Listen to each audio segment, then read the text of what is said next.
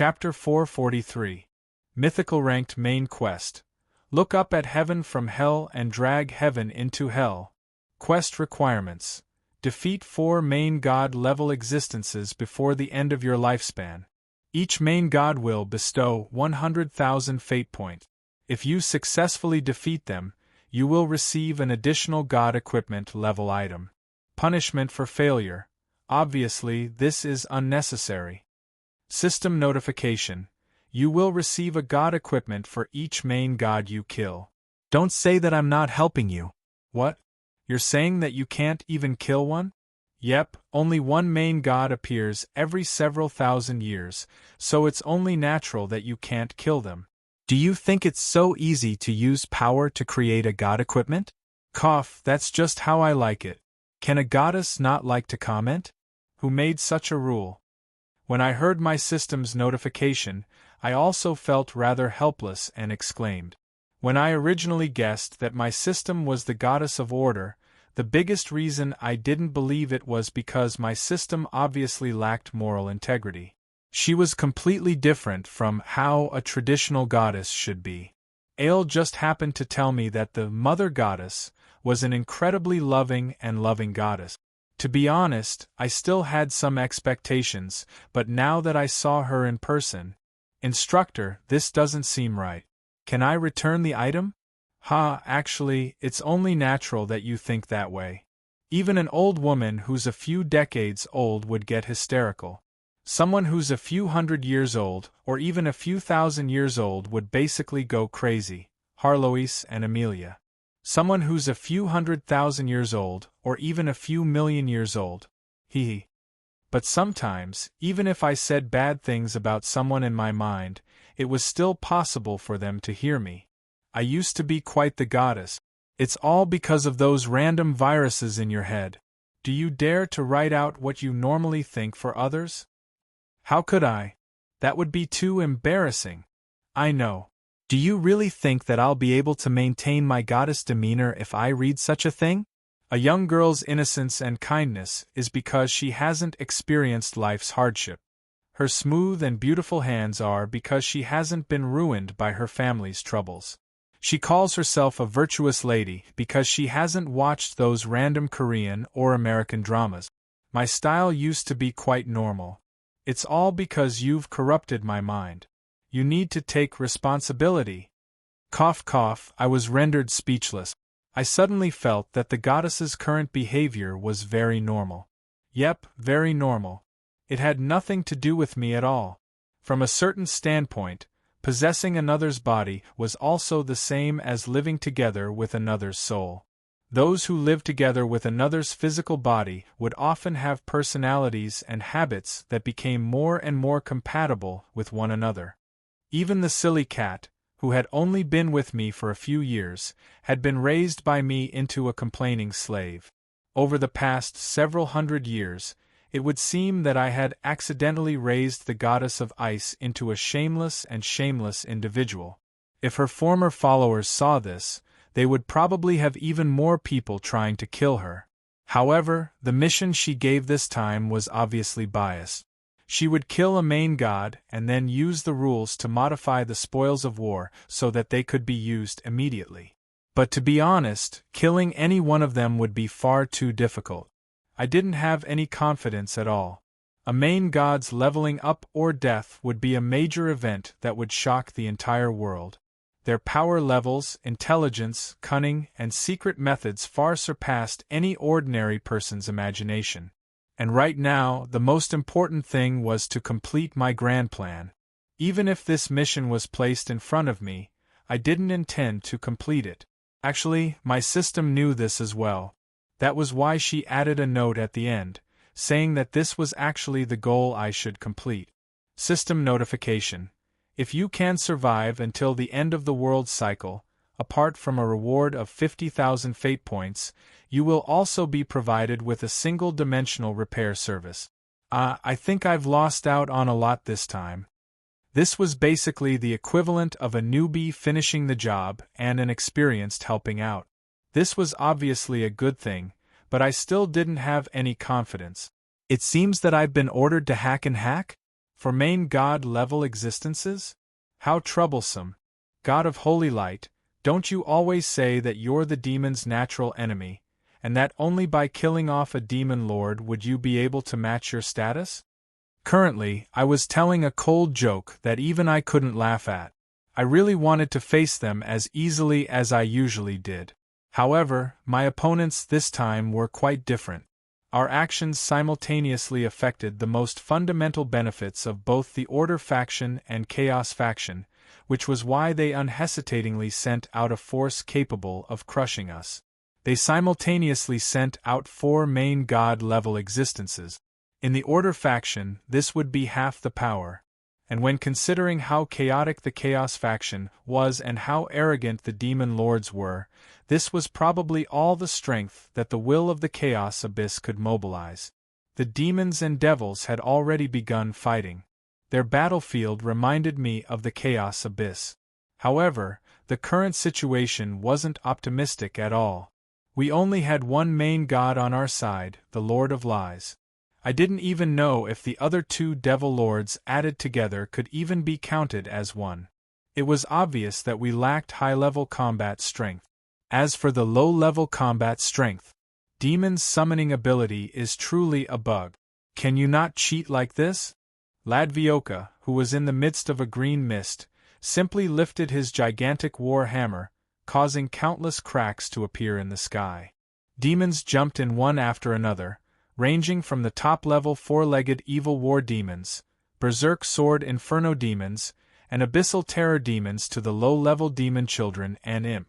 Demons would never complain about having too little cannon fodder. Meanwhile, Chaos War God Donades was still standing there with his sword in hand, as if he was an unmoving stone statue.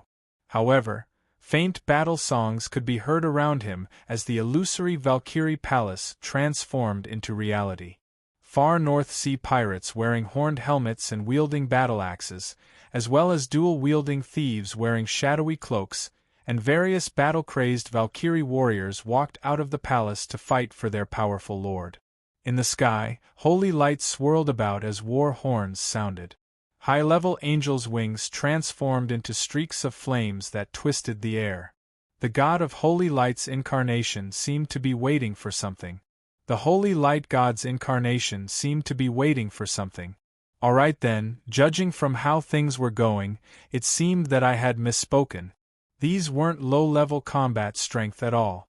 Any high-level demon on the surface would be able to cause a catastrophic disaster, but here they were nothing more than cannon fodder. Any Valkyrie that the Chaos War God had collected would have their own myth or legend rank. Many of them had even challenged the gods before, but here they were nothing more than cannon fodder. The angels in the sky weren't the low-level ones that had previously appeared in Aichi. Their burning wings proved that they were at least level 3 seraphim. However, they were still nothing more than cannon fodder sent here to test the waters. Although choosing this alternate dimension as the battlefield helped me avoid a lot of trouble, the end result was that high-level combat strength was easily able to enter the fray. Now, it would seem that I've outsmarted myself? Fortunately, the immemorial devils weren't to be trifled with. High-level devils summoned middle-level devils, and middle-level devils summoned low-level devils. This series of summoning created an endless amount of cannon fodder. Not only that, the immemorial devils' strange abilities were even stranger and more powerful. These ancient existences knew that this was an important moment for them to fulfill their species' long-cherished wish, so they all used their strongest combat strength. Our immemorial devil army wasn't weak at all. At the very least, there wouldn't be any problems with low-level combat strength for the time being. However, the absolute difference in high-level combat strength would be fatal. Although Cavendish, the Chaos War God, and the others hadn't taken action yet, their very existence was a tremendous threat to us. We would need to have the same combat strength as them in order to defend against them. However, this was obviously impossible. The situation was so terrible, but I still smiled in satisfaction. Didn't your first teacher teach you common sense about adventuring? Never fight against a mage in his home turf. God of holy light, I truly regret that you didn't come in your true body. Otherwise, this new world would have been even stronger. That's right, since I already knew that we would be hunted down at the highest level, of course I would have made preparations. From the very start, I had already laid down a trap that was large enough to devour a gigantic crocodile. I lightly touched the ground and dispelled the illusory spell. The entire world transformed into another dimension. The rapidly decreasing temperature and endless snow told everyone that this was no longer the primitive dragon world. Instead, it was the frigid winter earth of the far north, where even breathing would be fatal. The Ghostwind Plains had been able to remain intact despite the entire world collapsing, because it was no longer part of the dragon world. Instead, it was a part of my frigid winter earth. This was also the home turf that I had chosen for this battle. From the very first day that I had arrived here, I had opened up the frigid winter earth to connect the two worlds together.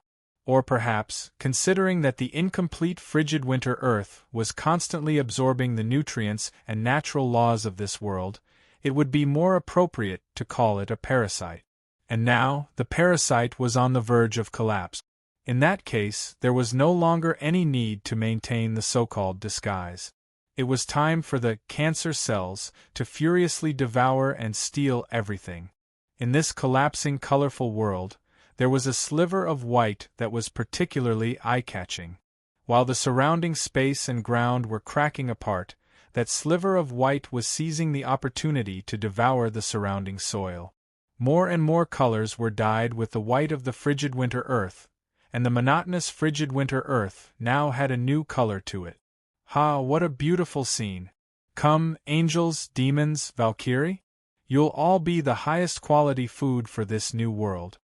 I laughed maniacally as all illusions transformed into reality. Now that the ice plains and the real world were broken apart, the hidden ambushers naturally revealed their true appearances. A black knight rode on a skeleton mount silently. Before the King of Death gave an order, the undead knight wouldn't make a single sound. Undead knight, black knight, bone dragon knight, the gigantic undead knight squadron would forever be the vanguard of the Yongya army. And now, they had stealthily entered the battlefield. They were as silent as ever, but the blazing flames within their skeletons revealed their thirst for slaughter and harvesting the souls of the dead. And they were just the beginning. Behind the vanguard of the undead knight was a tremendous undead army. Since the frigid winter earth was capable of storing an unlimited number of undead, when I needed to open up new combat strength for the future, the skeleton warriors from Shilua and Sulphur Mountain City would form the new Yongya army. Behind them, the skeleton soul-summoning tower made of obsidian slowly rose from the icy ground. The eyes of the skeleton on the tower were burning with green flames. It was glowing with a pale white light, as if it was thirsting for the souls of the living. Finally, the skeleton opened its mouth as if it was laughing maniacally. The soul-summoning tower emitted a black light that transformed into a gigantic pillar of light that shot into the sky. Then, the color of the sky that had been dyed red changed once again. Dark clouds and darkness descended at the same time, and a cold wind began to blow across the land. Actual living beings were being devoured by their own shadows. Ghostly figures whispered in the shadows under the trees. The country of the dead had arrived. And this was only the beginning. In order to build a country of the dead, it's only natural for the dead to open the curtains. I never thought that there would come a day when I would gather all 7 original sins. Chapter 444. From a certain standpoint, my system was willing to expose my identity and make me suspicious in order to give me such a valuable gift. The most valuable and troublesome thing in the world will always be free. I'm not talking about multi-level marketing or scams.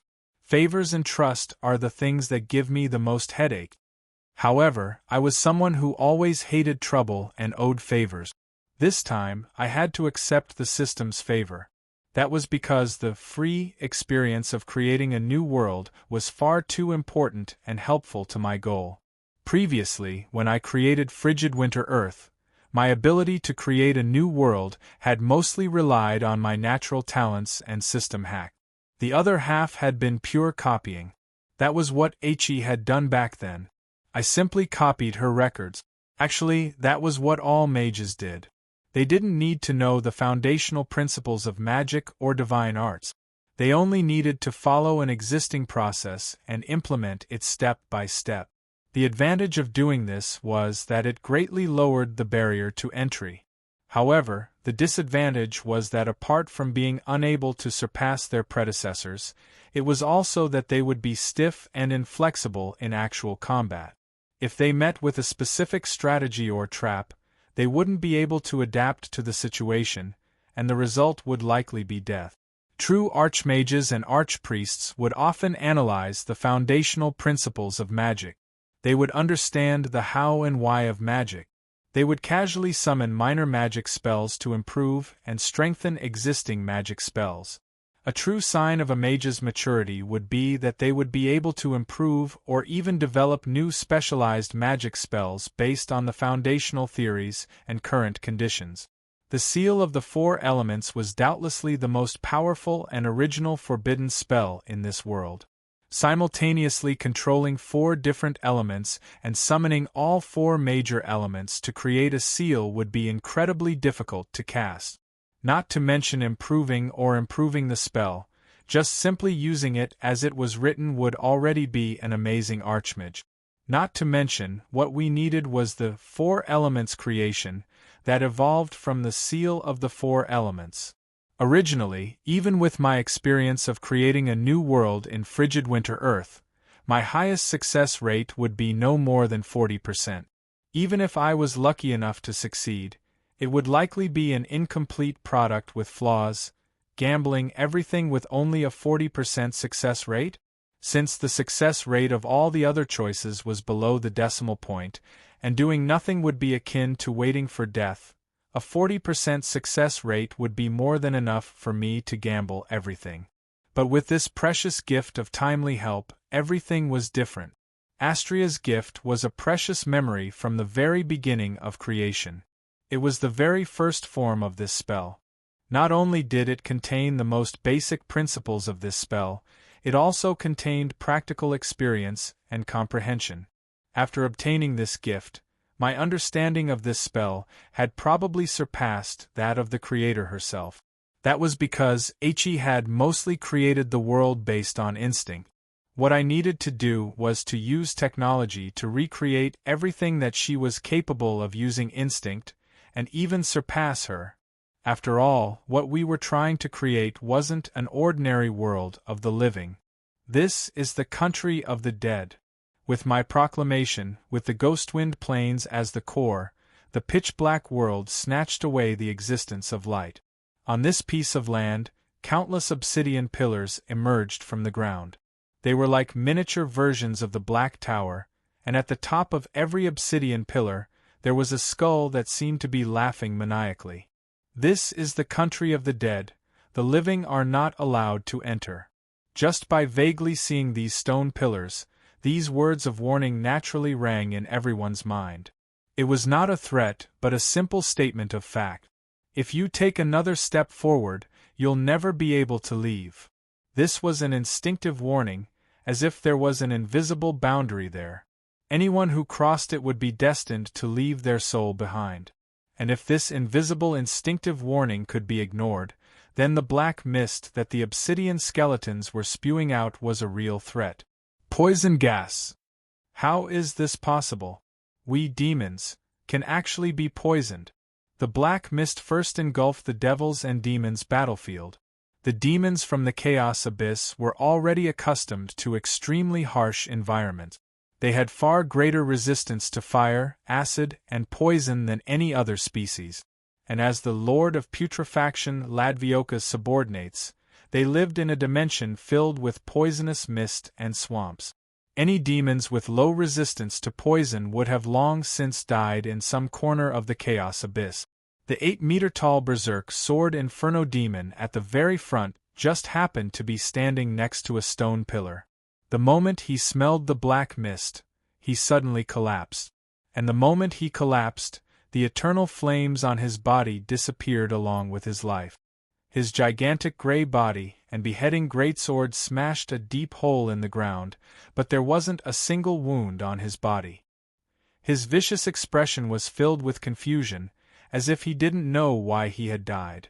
The next instant, his silver soul walked out of his physical body.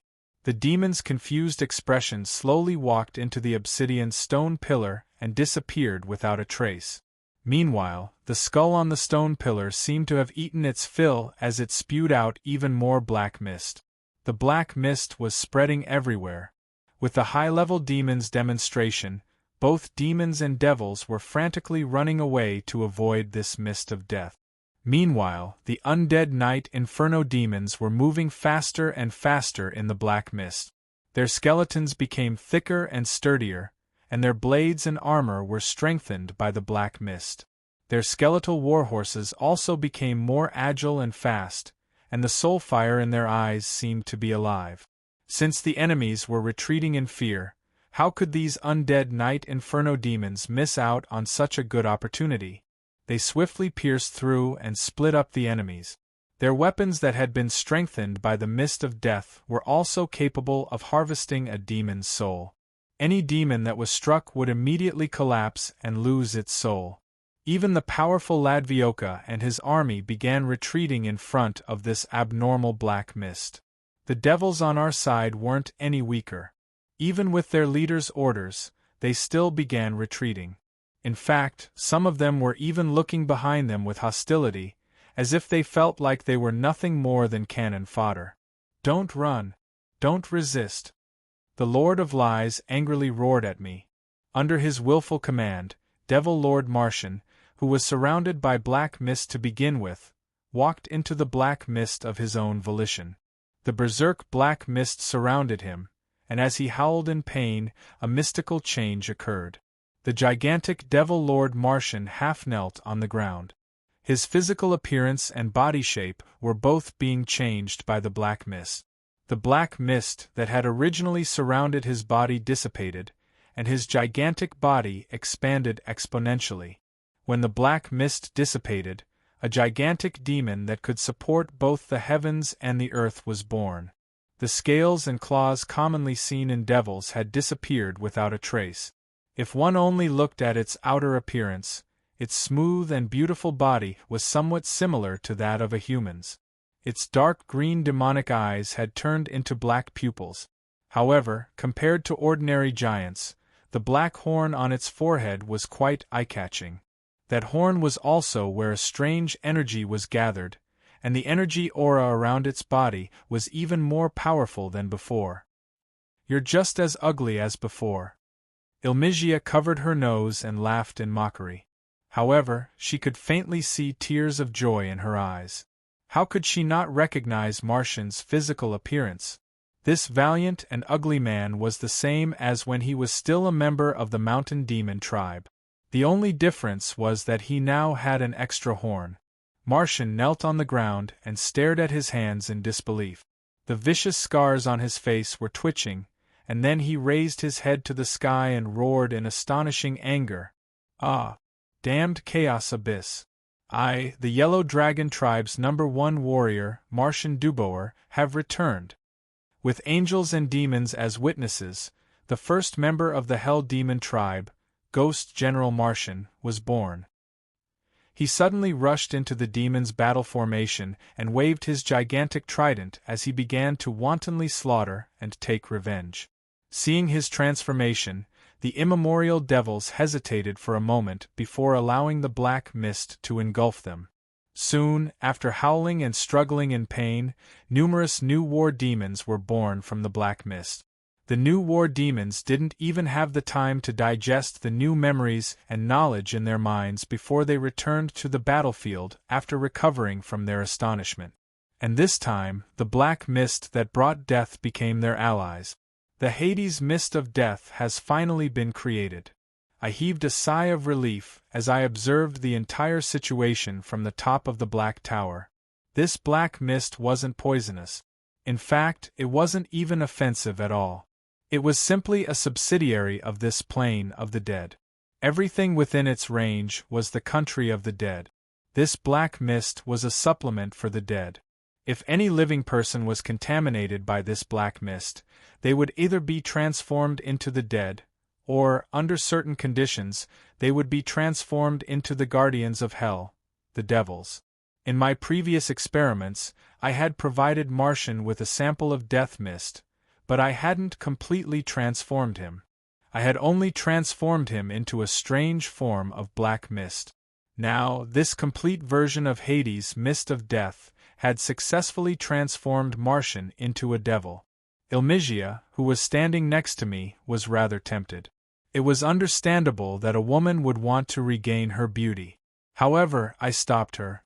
Currently, the country of the dead hadn't taken shape yet, and this forcibly created Hades' mist of death was far too little and weak. Transforming a single devil general had already used up a lot of Hades' mist of death. I still had use for the remaining Hades mist, so I couldn't waste it. In the gigantic skull next to me, a bronze battle hammer formed from flames was currently burning fiercely. However, the flames were turning from a bright red to an even deeper color. Some parts of the flames had already turned purple-black. This hammer was the god equipment of fire that Solo had obtained from the water elemental plane, the hand of blessing of the first flames.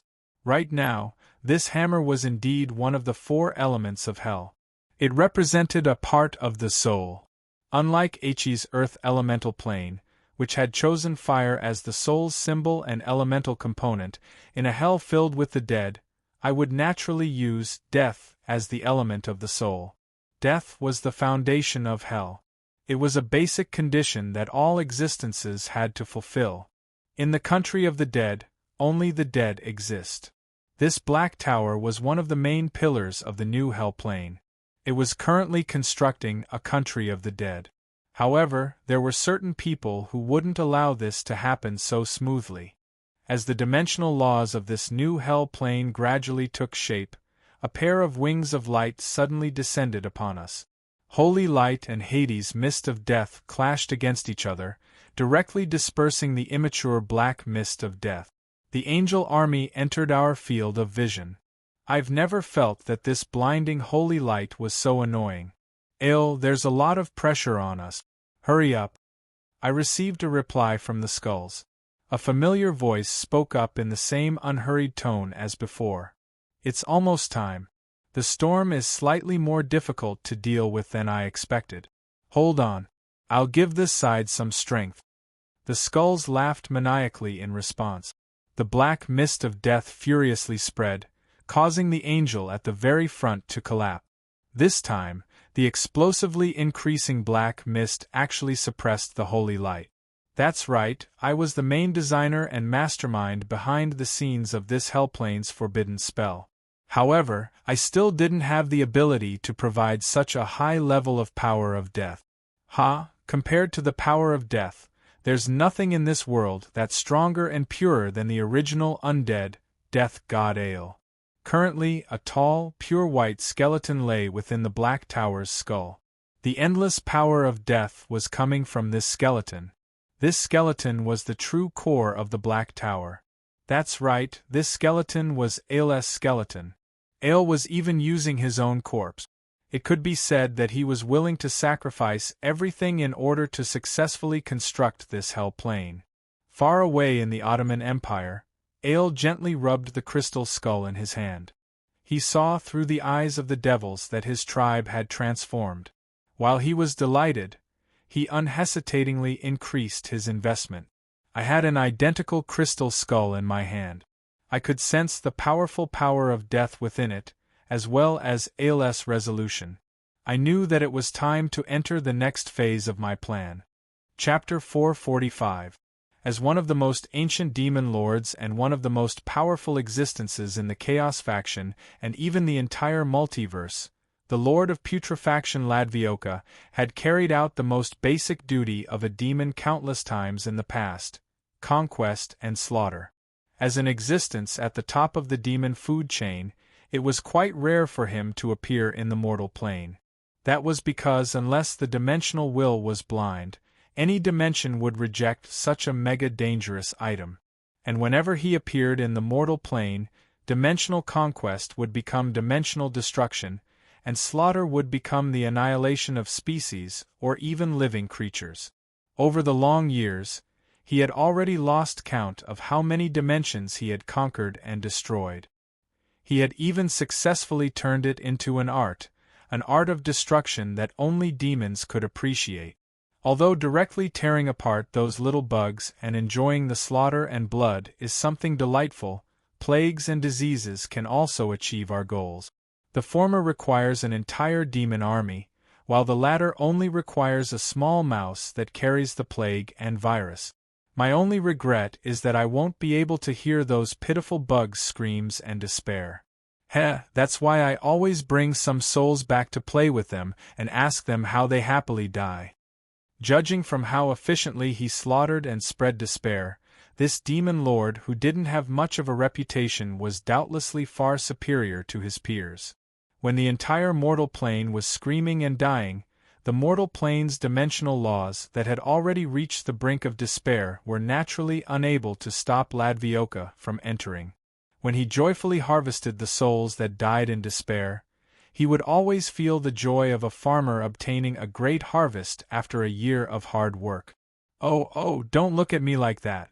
I'm just a good inner demon that just happened to pass by. It's such a pity to waste so many delicious souls. I'm just a hard-working and kind farmer. As for accusing me of spreading plagues and viruses, do you see that? I'm just very sensitive to the fact that the mortal plane is approaching the apocalypse.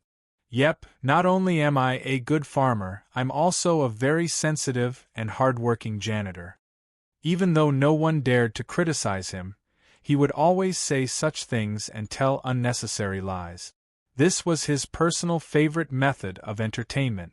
But this time, Ladvioka, who had experienced so much destruction, was quite astonished. With his abilities, of course he wouldn't treat this black mist as a so-called poison. This wasn't the first time that he had been expelled from the mortal plane, but only the dead are allowed to exist? This is the first time I've seen such an unfriendly dimensional law. Even the undead lord's undead plane doesn't reject the existence of living beings, just because the environment isn't suitable for living beings. This is directly leading all life to become the dead. Without the living, how can the plane survive? What's the point of existence? Unlike what others knew, the Chaos main god Ladvioka's mind wasn't only filled with destruction and slaughter. He was quite interested in the meaning of life's existence, the philosophy of life, and so on. In fact, he even had the title of a philosopher and historian in the mortal plane. And in the Chaos Abyss, the unique dimensional territories he controlled were his most successful experiment. There are successful people, and there are unsuccessful people? Of course, demons didn't know how to create. Ladvioka's favorite method was to destroy a plane's resistance and living beings, and then implant new dimensional laws into it. Some would be stolen from other planes, some would be the demon's twisted and chaotic will of the Chaos Abyss, and some would be Ladvioka's own wondrous ideas. He would then spread these ideas and extrapolate them to see what kind of creatures would appear and what kind of results would appear. Everyone believed that Ladvioka was only a Chaos main god who controlled 4 dimensions, and that he was inconceivably low-key compared to other main god-level demons. But they didn't know that Ladvioka already had several hundred-dimensional experimental plot. He was truly a farmer who worked day and night. As a demon, he's actually playing the role of a god? Is he insane? All demons are insane. The more powerful a demon noble, the crazier they'll be. Do you intend to use logic and common sense to understand what they're doing? However, don't count on Ladvioka to be a benevolent creator. The distorted dimensional laws would most likely create the most twisted of creations. Creatures that breathed poison and ate plagues as food, even if they had gentle, kind hearts and beautiful appearances, would still become the creators of death in the end. And so, the powerful demon Marquis Ladvioka developed the hobby of being an animal breeder. Although most of the time, he would end up destroying his own creations and dimensions, countless years of accumulation gave him many beloved pets. At the very least, the 9th to 13th levels of the chaos abyss that Ladvioka resided in were filled with all sorts of twisted lifeforms. Even demons didn't dare to enter the most dangerous levels of the chaos abyss. And now, Ladvioka was quite astonished to discover the netherworld aura that brought about death. He was pondering and pondering why the dimensional laws of this newly born dimensional egg would be so strange. Why would it use death as the foundation for creating souls? Could it be that only the dead were allowed to exist in this dimension? In that case, how could Ladvioka create a dimensional cycle with a conscience? And the dimensional laws of this dimensional egg were also quite strange. The other dimensions were supposed to be more complex and difficult to understand, so why? Mine. They're all mine. All right then, after pondering for about a second and a half, Ladvioka decided to let his instincts as a demon have the upper hand. No matter if he could understand or not, he would steal this dimensional egg first. If he really couldn't understand, he would destroy this dimensional egg with his own hands. Idiots, get out of my way. But when Ladvioka decided to go all out to steal this dimensional egg, an astonishing stench began to spread around him. Even the demons that were constantly retreating didn't have time to react before they clutched their throats and collapsed to the ground. Even the demons that were far away from Ladvioka were instantly knocked over by the sudden explosion of poison in their bodies. Come out, my children! It's time to enjoy a feast. After casually killing the cannon fodder and emptying the dimensional space and summoning slots, over 100 dimensional doors were opened this time. What? A headless war elephant demon walked out of the dimensional door. Where its head should have been, there were twisted tentacles instead. Its gigantic body was as large as a mountain, and it was covered in black dragon-like scales. A purgatory giant that couldn't dodge in time was directly stomped to death, and then, over 300 of these war elephants rushed out at once. A rotten angel door was opened, and a one-winged angel army walked out. Although these angels weren't as cold as the angels in the sky, their rotten facial features, exposed livers, and wings that had been bitten off by magical insects were even more frightening. When these angels suddenly opened their eyes, they revealed compound eyes similar to those of insects. Twisted magical insects could be seen crawling in their ears and pupils. Some one-winged angels directly ignored their little companions, while others directly tore off their wings and threw them into their mouths and swallowed them whole. A small door that was only wide enough for a dwarf to pass through opened, and a seemingly pure and flawless white-haired girl was pushed out. Her entire body was bound tightly in chains, and her eyes were sewn shut with threads. Her bright red lips were stuffed with a gag. When the mystical magical beasts saw her, even the gigantic beasts that covered the skies unhesitatingly ran away. The slower ones would mysteriously self-destruct, and their corpses would be covered in strange mushrooms and plants. Then, countless little bees would fly out from the mushrooms and search for new nutrients for their mother. Yet another dimensional door was opened. This time, even more terrifying demons walked out, one by one, the planar gates opened, and completely unreasonable existences walked out. An inexplicable fear swept through the entire area. Even the master gods of chaos had to use their full strength. This was the most troublesome part of fighting a demon. No one knew when it would go crazy.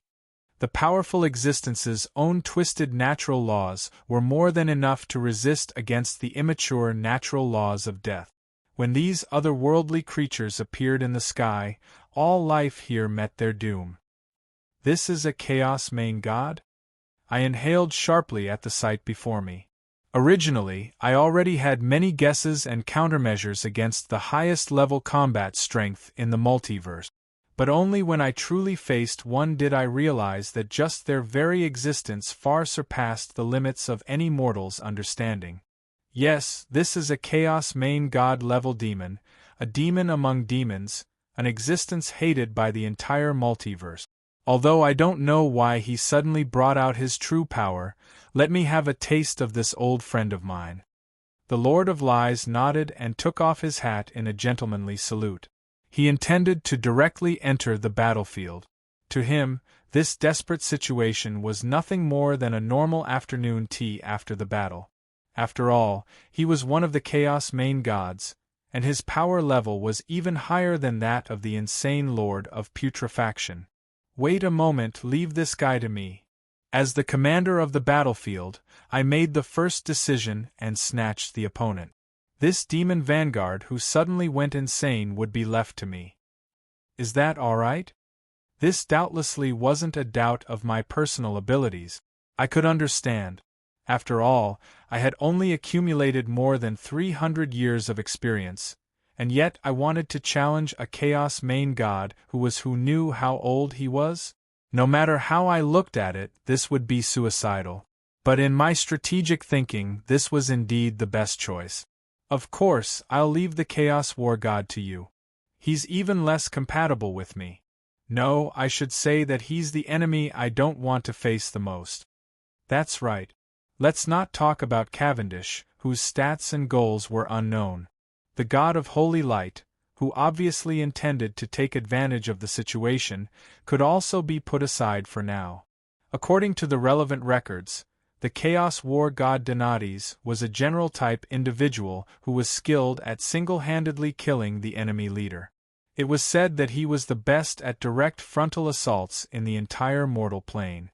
Compared to me, who was more of an army type, he was the worst. I didn't want to know how this best frontal assaults came about at all.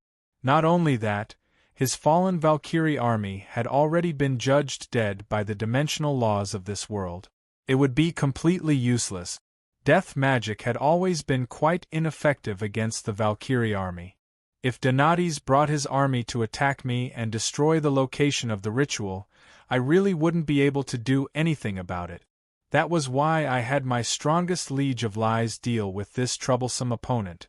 Although the Lord of Putrefaction Ladvioka was also inconceivably powerful, at the very least, his most powerful poisons and plagues would be ineffective against my undead army. I was used to fighting as an army, so I never feared an army-type enemy. I had the advantage in terms of compatibility. At least, I had an advantage over Donades. I had enough of the unreasonable heroes and war gods. It wasn't that Camillus hadn't thought this through. He also knew that this was the best choice. However, he was worried that I would easily be killed off by Ladvioka, which would ruin the situation. Now that he saw how determined I was, he nodded and vanished into the void. Long time no see. The last time we met was 3,200 years ago, wasn't it? The war god, who enjoyed being a dog?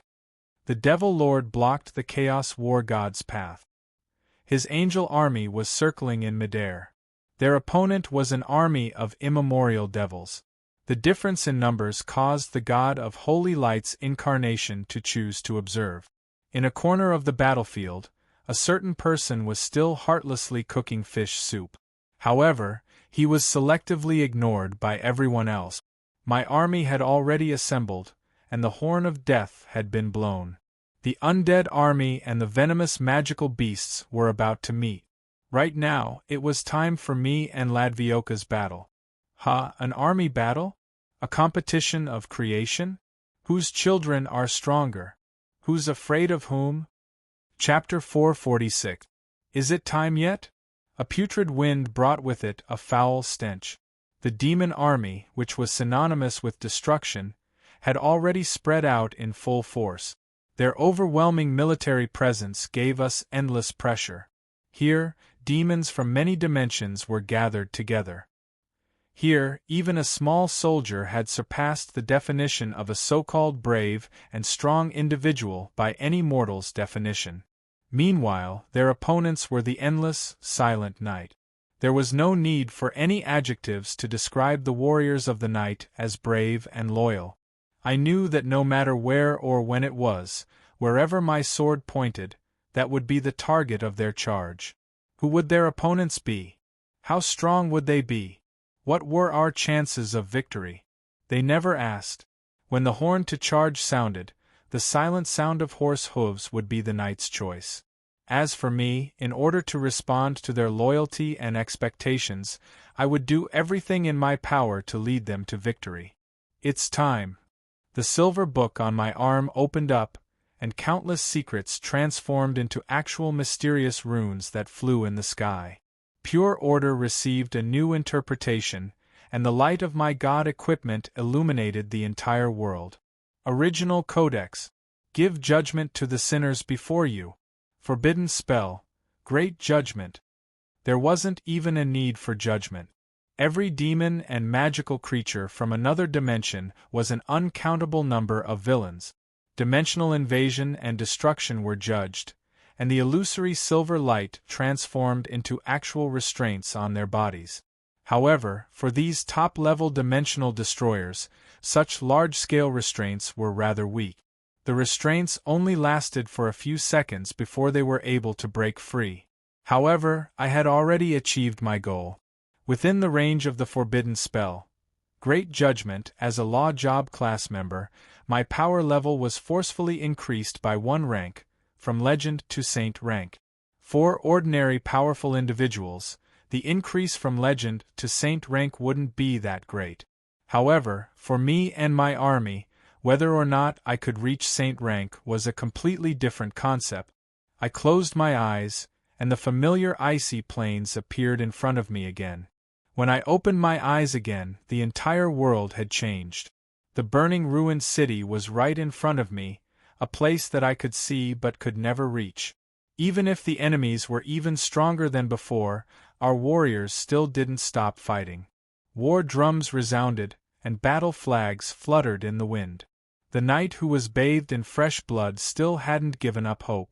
The icy plains extended outwards, and snow began to fall from the sky. The scene from that day reappeared. The infallible Defender. The charging skeleton knight crossed this land of ice and snow, but he once again possessed a living body.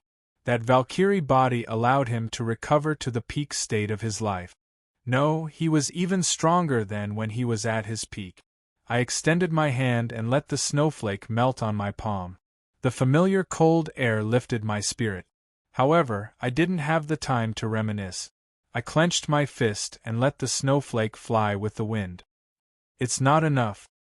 Yes, against the endless demon army of main god-level demons, even the Valkyrie army of legendary-level demons wouldn't be enough. He opened the book again, but this time, it was not the divine artifact grimoire.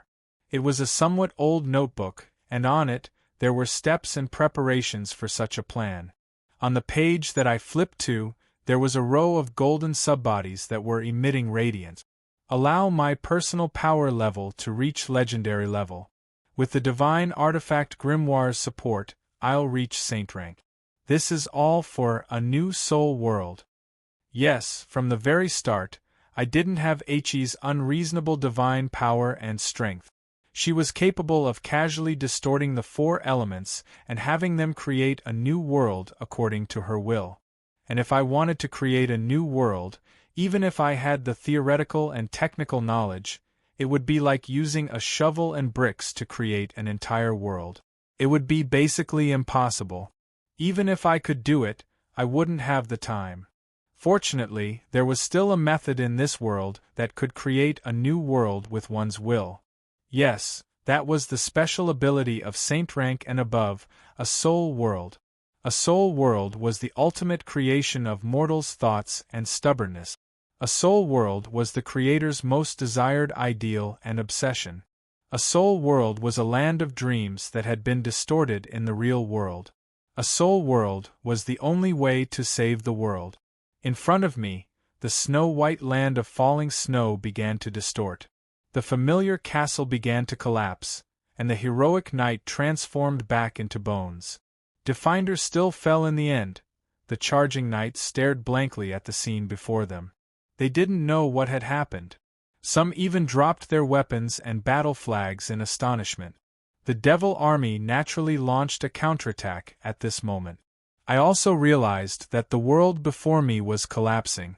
I felt a mysterious pain in my heart that made me forget to breathe. But when I saw the confused night before me, all of this transformed into an angry roar that echoed throughout the battlefield. Defender has indeed fallen. But, my knight, our battle has yet to end. We admit that we lost, but so what if we lost? We've long since been defeated. We've already lost the people that we longed to protect. I knew that the reason why we were undefeatable in this soul world was because all the night souls, including myself, were watching the eternally burning city. It was as if our families and homes were still behind us, giving us endless power to protect them. But it's time to wake up from this dream. The country and people that we swore to protect have already died a long time ago. The collapsing Definder's old city was the most painful annotation. The collapsing bricks stole their will to fight. My angry roar caused me great pain, and hurting my loyal knight souls made my heart bleed. But even if we've lost, we still haven't lost a place to return to. Think about the Northlands.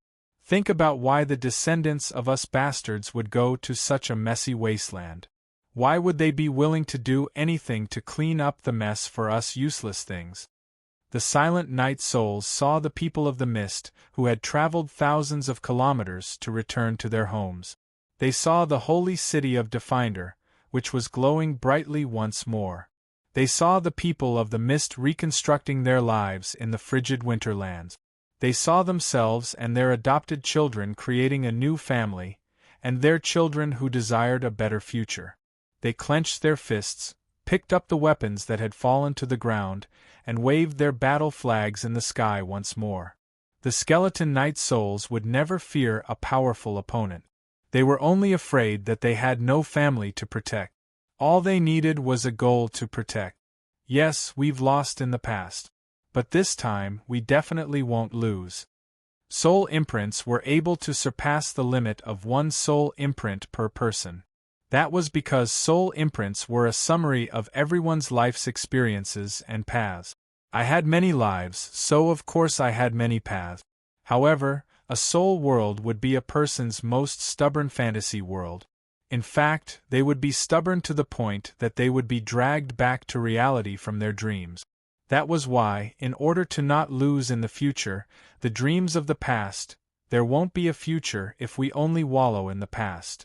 Now that the battle to win the future is right before us, it's time to wake up from our dreams. And this time, we definitely won't lose. We have nowhere to retreat to. We definitely won't lose. Our families are behind us. We definitely won't lose. We carry hope on our shoulders. We definitely won't lose. We will fight against the gods for the sake of all living beings. We definitely won't lose. The iron will of the defeated army resonated with me. Their stubborn desire to create a new future broke through reality once again.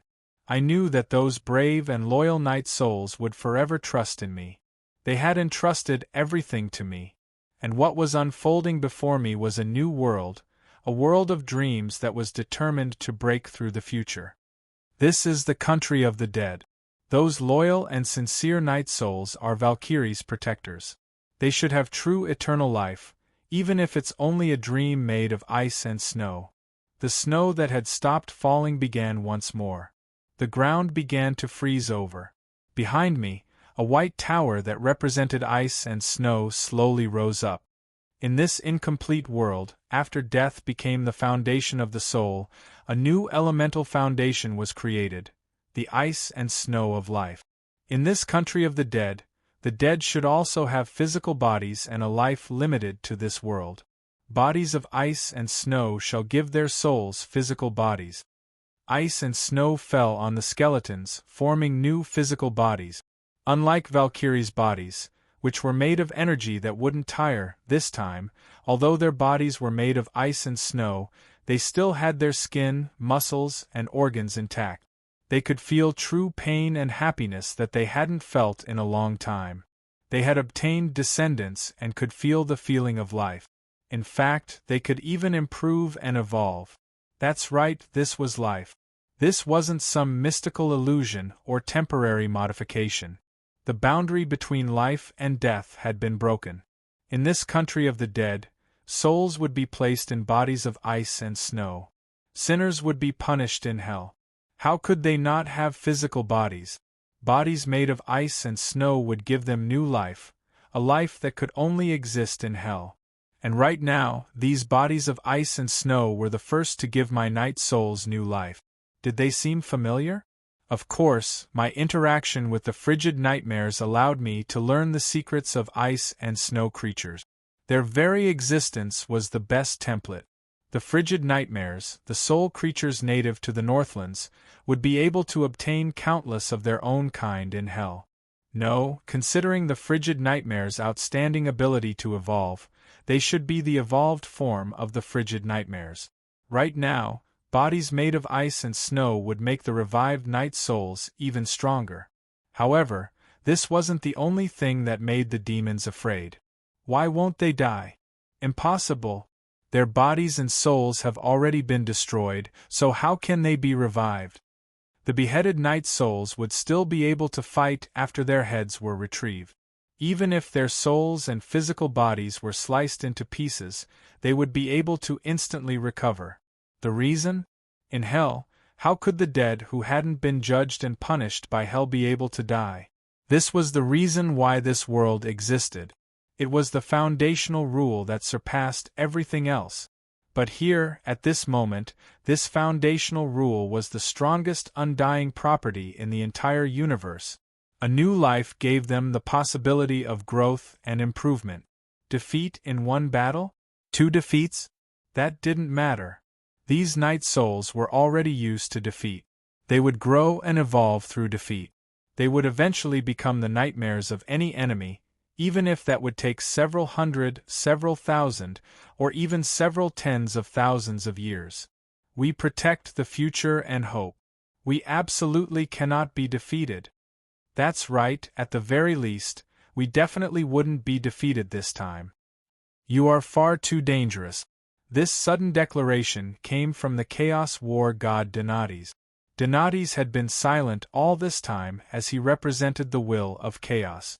However, he had been secretly evaluating how dangerous I was. But now, he made his own judgment. Although you aren't strong, your thoughts and will are far too dangerous. I, Donati's, believe that you are the most dangerous existence in the world. So die.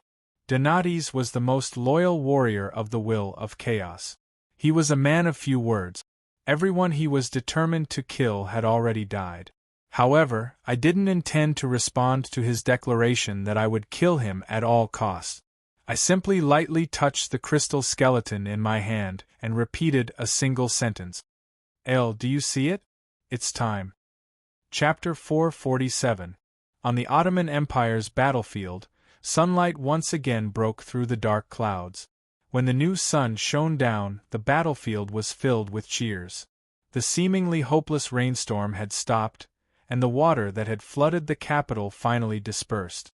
When the evil god's worshippers could no longer hear the main god's call, the seafolk fled even faster than expected. The mortal warriors threw their weapons into the sky, lying in the water covered in mud, enjoying the happiness of survival. In the towns around the new king's city, old men trembled as they walked out of their old houses. They raised their heads and looked at the sunlight that they had not seen for years. The joy of victory filled everyone's heart. Although the mortals had won this battle, it was likely that nobody would ask why the dark clouds had dispersed so quickly, or why the seafolk's worshippers and divine mages had suddenly lost their power. Our king! It was Emperor Dasos who guided us to victory. Battleships bearing the royal insignia slowly floated through the sky after the rain. These battleships were still charred and damaged, but they became synonyms for meritorious deeds and epic victories. Mortals would only know that their emperor, the young Dasos, had guided them to reclaim their capital. At this moment, his reputation was destined to surpass that of all previous kings.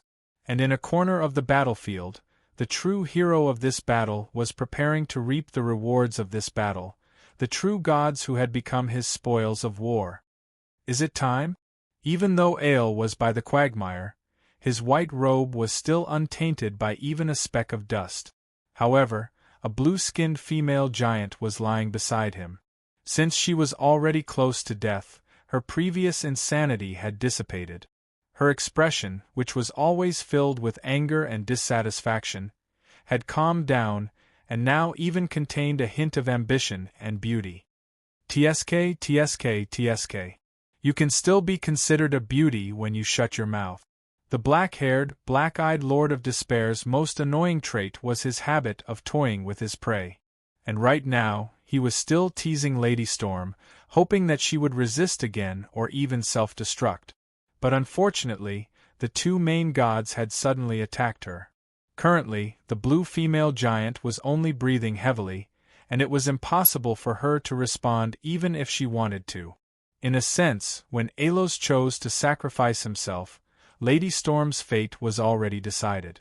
It was an honor for Lady Storm, who only relied on gambling to become a powerful god, to be schemed against by two main god-level existences and be schemed against by countless big shots. He lured her into the trap with the layout of the national war, shook her believer's faith, and put her in a desperate situation.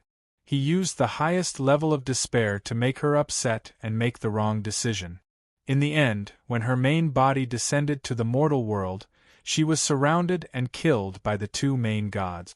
Lady Storm's rocket rise and meteor fall had been destined to become a textbook example for future generations. Of course, if she didn't enter the game, the outcome would still be the same. After the sea race had fled, the two big shots would have forced their way into the god nation and started a war. So, when the water elemental goddess made her choice and made a deal with the neutral side, Lady Storm's fall was already determined. But now, as the victor of the war between the gods, Ale didn't seem happy at all. His handsome face was actually somewhat melancholic and at a loss. This surprised Lord of Despair Heimer, who was familiar with him. What could possibly be a problem for his omnipotent boss? Boss Ale? What's wrong? Could it be that some god is scheming against us?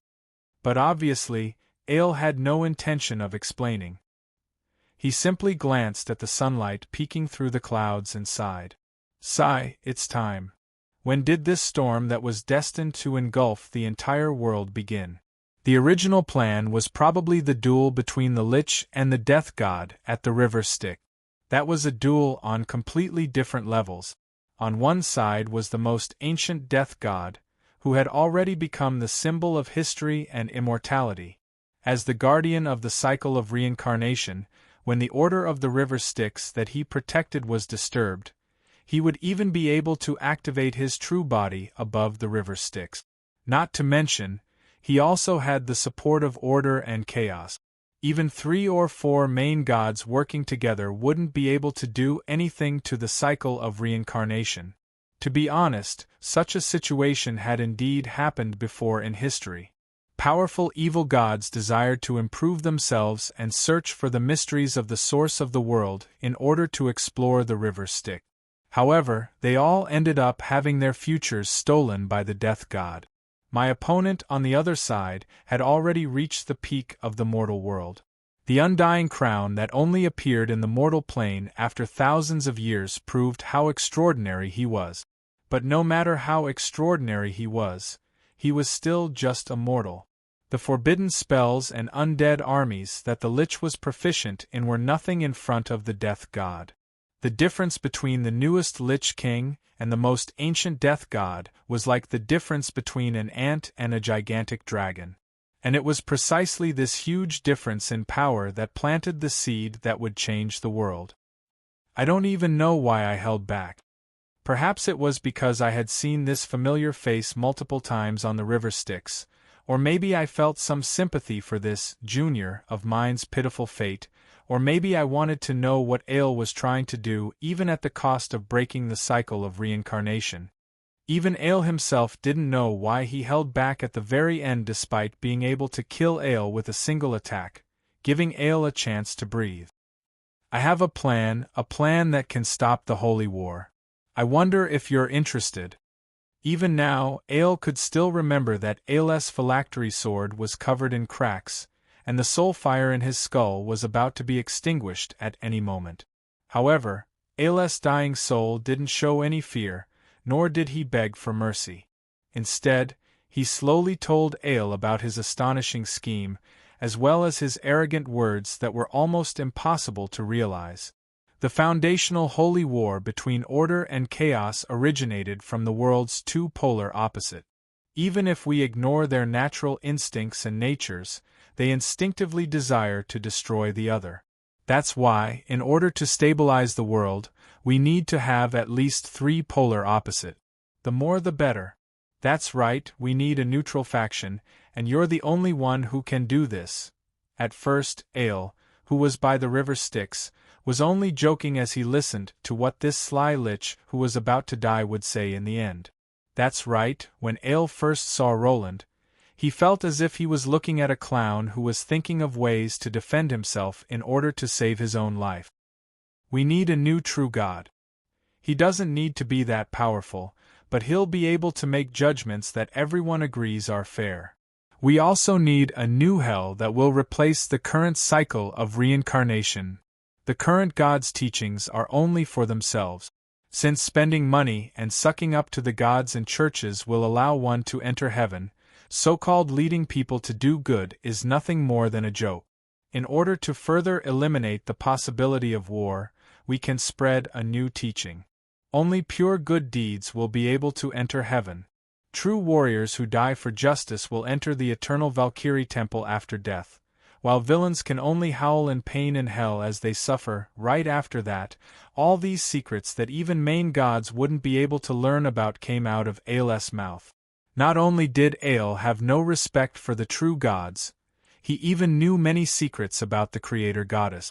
The most ridiculous part was that even though Ale was the evil Lich King, the strongest demon king hated by all living creatures, he kept talking about the mortal world and how good and evil would be repaid. It would have been fine if he was just spouting nonsense, but Ale could sense that Ale was telling the truth. Not only that, he was telling the truth after considering it for a very long time. According to common sense, how could there still be a good Lich who cared about the country and its people in this world? Either Ale had gone insane, or the entire world had gone insane. Interesting. Perhaps it was this bit of curiosity that made Ale finally listen to Ale's insane plan. That sounds interesting, but how can you convince me of your sincerity? As the oldest death god, Ale wasn't someone that could be moved by mere word. So what if Ale talked extravagantly? His plan was far too insane and unlikely to work. In Ale's eyes, Ale's plan was nothing more than another way of begging for mercy. However, Ale laughed.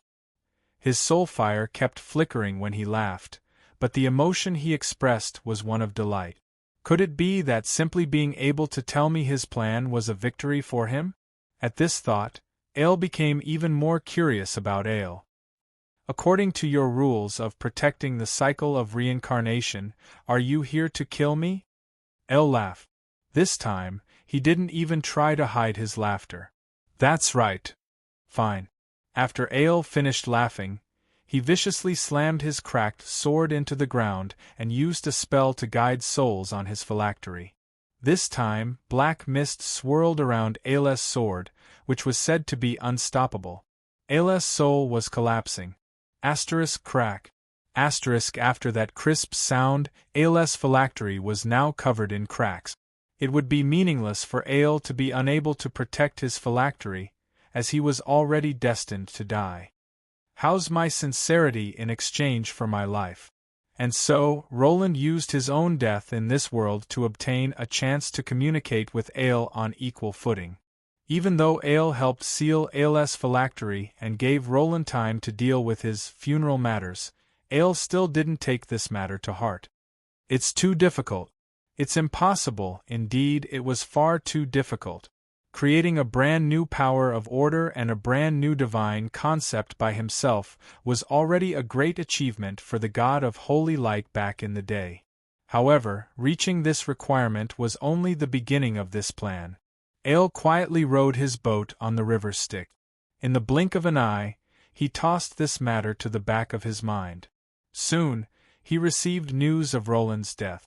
Ha, mortals are so weak. What plans to change the world?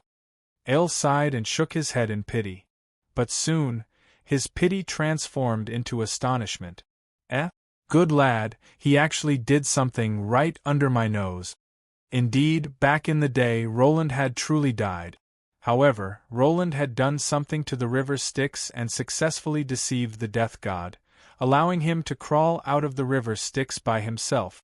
As Aile watched with a faint smile on his face, Marguerite and Adam had been waiting for Roland by the river Styx.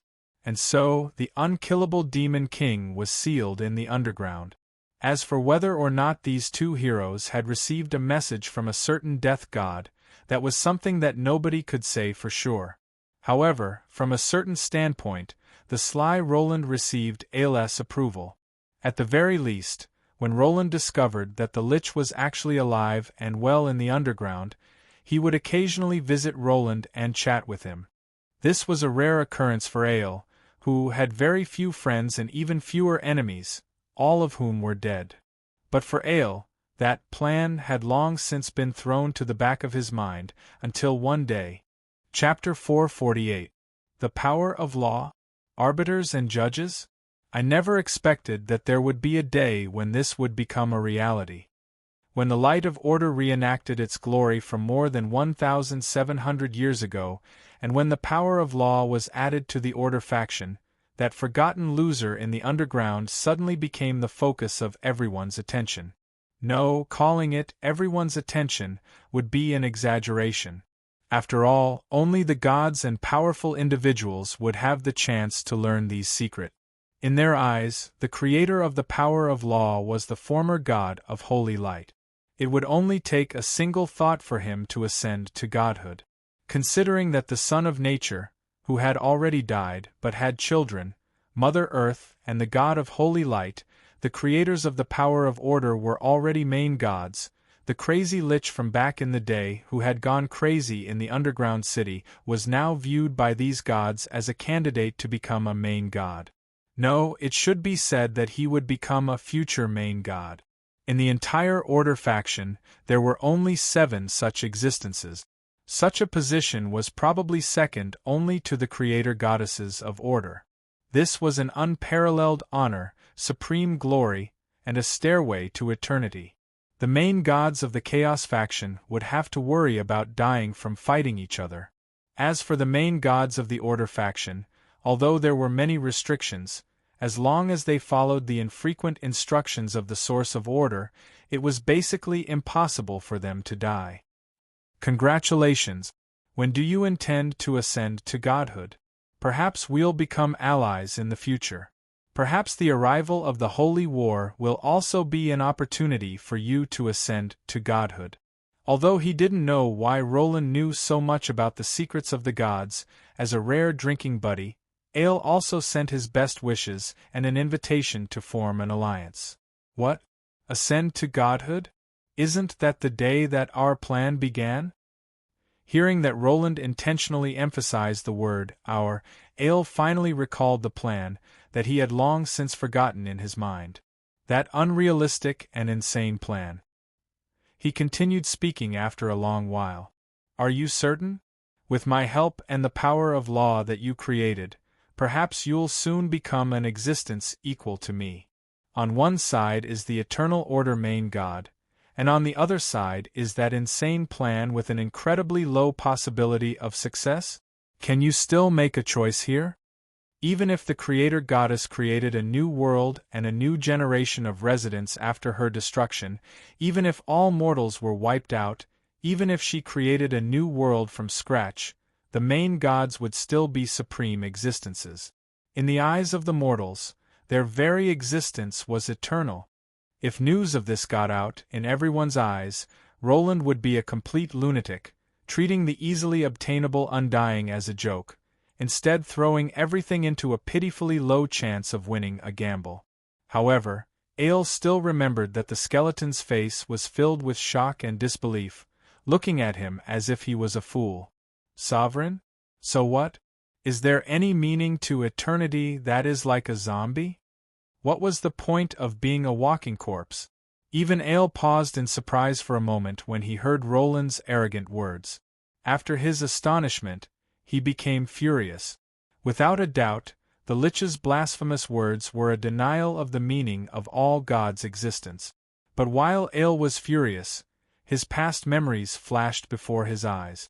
The devils in hell, this ridiculous endless holy war, mortals dancing on the gods' palms like puppets, and of course, the soul wheat that would be harvested in the end. The gods treat the mortals' lives and pursuits as a joke and a flawed stage play. Then, in the eyes of a higher-level existence, aren't the gods' arrogance nothing more than clowns pulling strings in a puppet play? Even if these puppets are of a higher level, isn't such arrogance laughable if they can't even control their own fates? Wouldn't this kind of eternity and undying be even more valuable than the mortals' lives? Ale's anger vanished when he noticed that the Lich before him actually viewed fate and the truth even more clearly than he did. What came next was a question after a long period of contemplation. "You're serious?"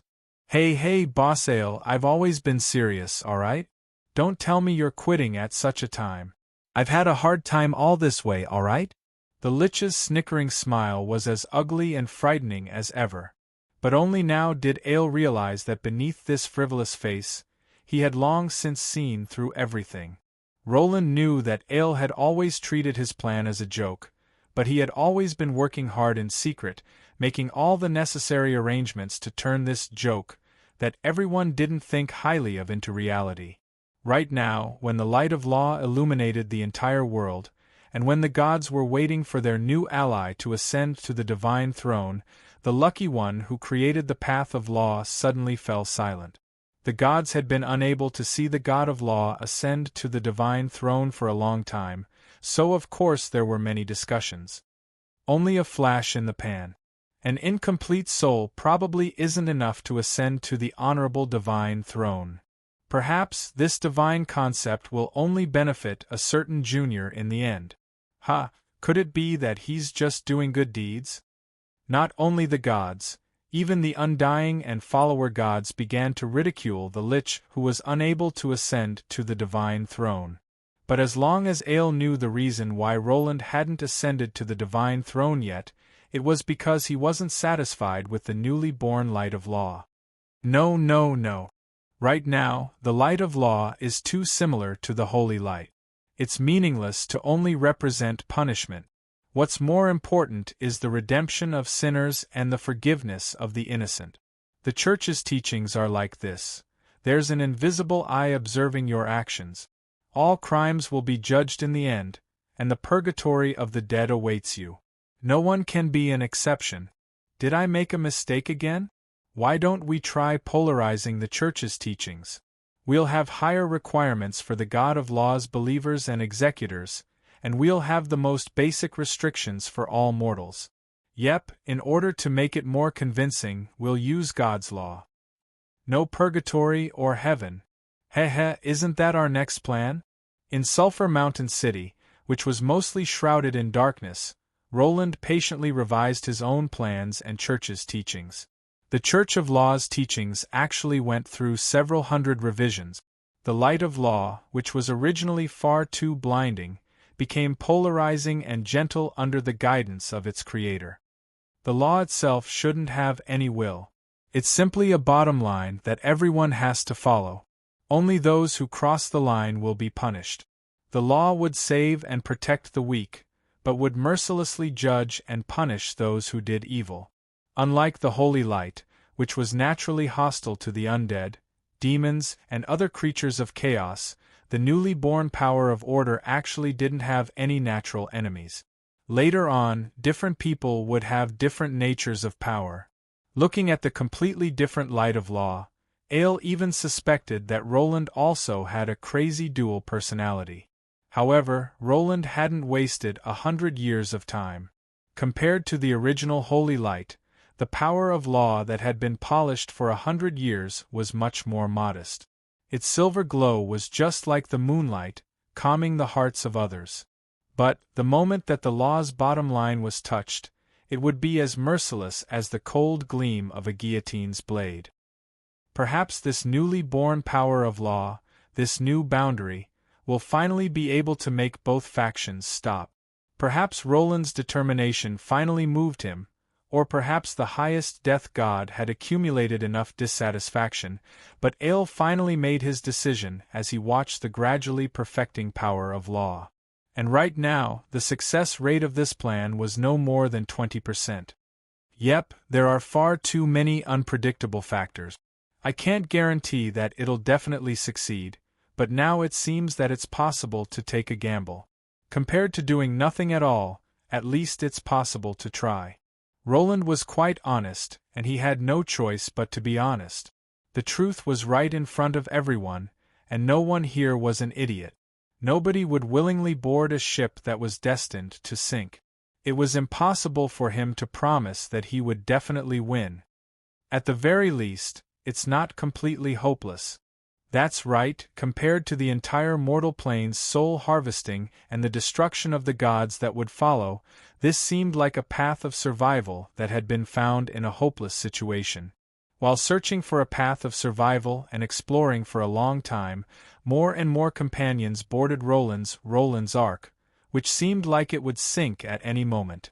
Roland didn't try to hide the pitifully low chance of success, but Adam and Marguerite unhesitatingly boarded the ark after learning the truth.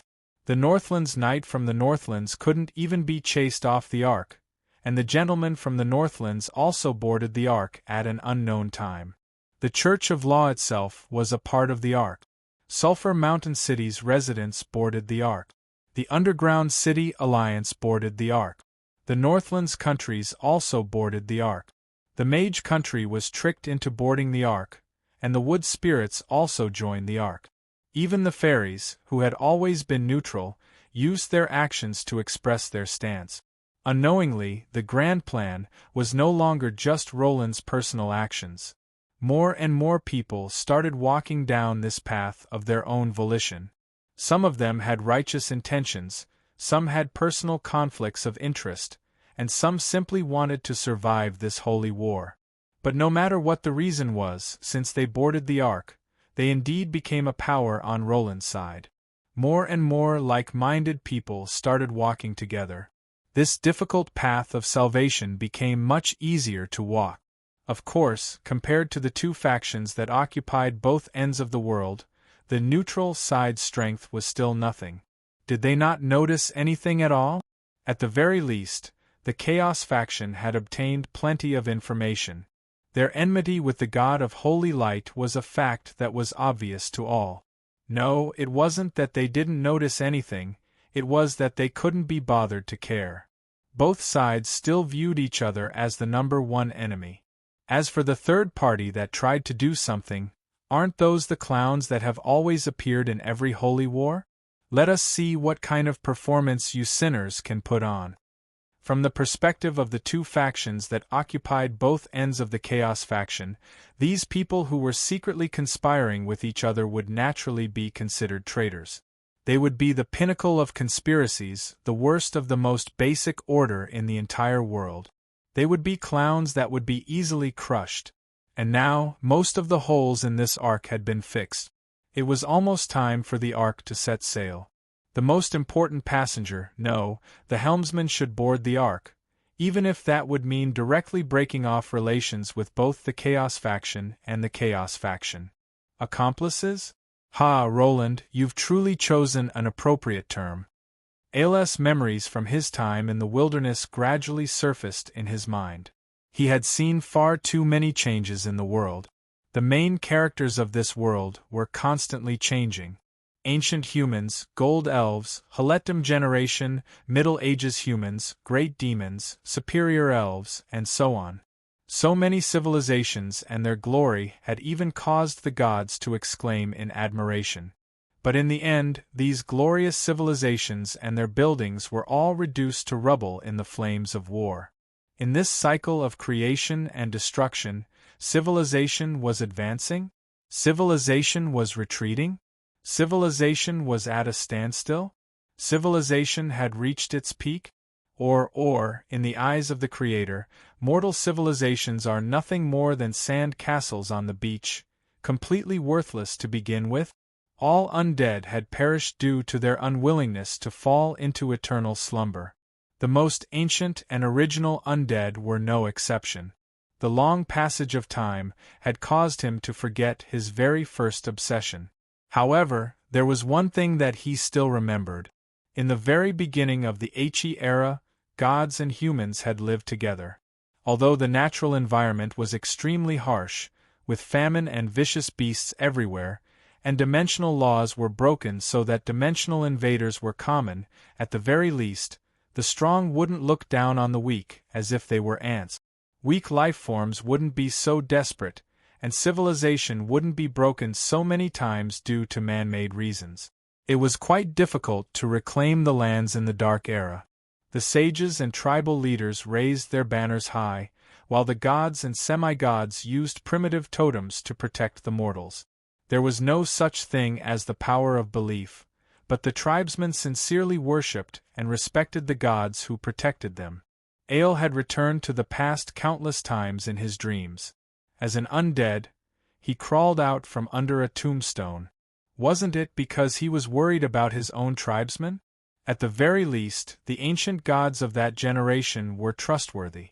They would use their own hands and feet to protect and help mortals, rather than sitting high up in their temples, reciting false teachings and waiting for the chance to harvest souls. Just who's the devil that's stealing souls? But now, generation after generation of gods had become nothing more than decorations on their thrones because of their so-called divine concepts and belief. The tribesmen of the High Mountain tribe had become demons cursed by the mortals, repeatedly serving as cannon fodder and puppets in the eternal holy war. Was this the fate that the first generation of humans should have? Was this the world that the creator goddesses desired?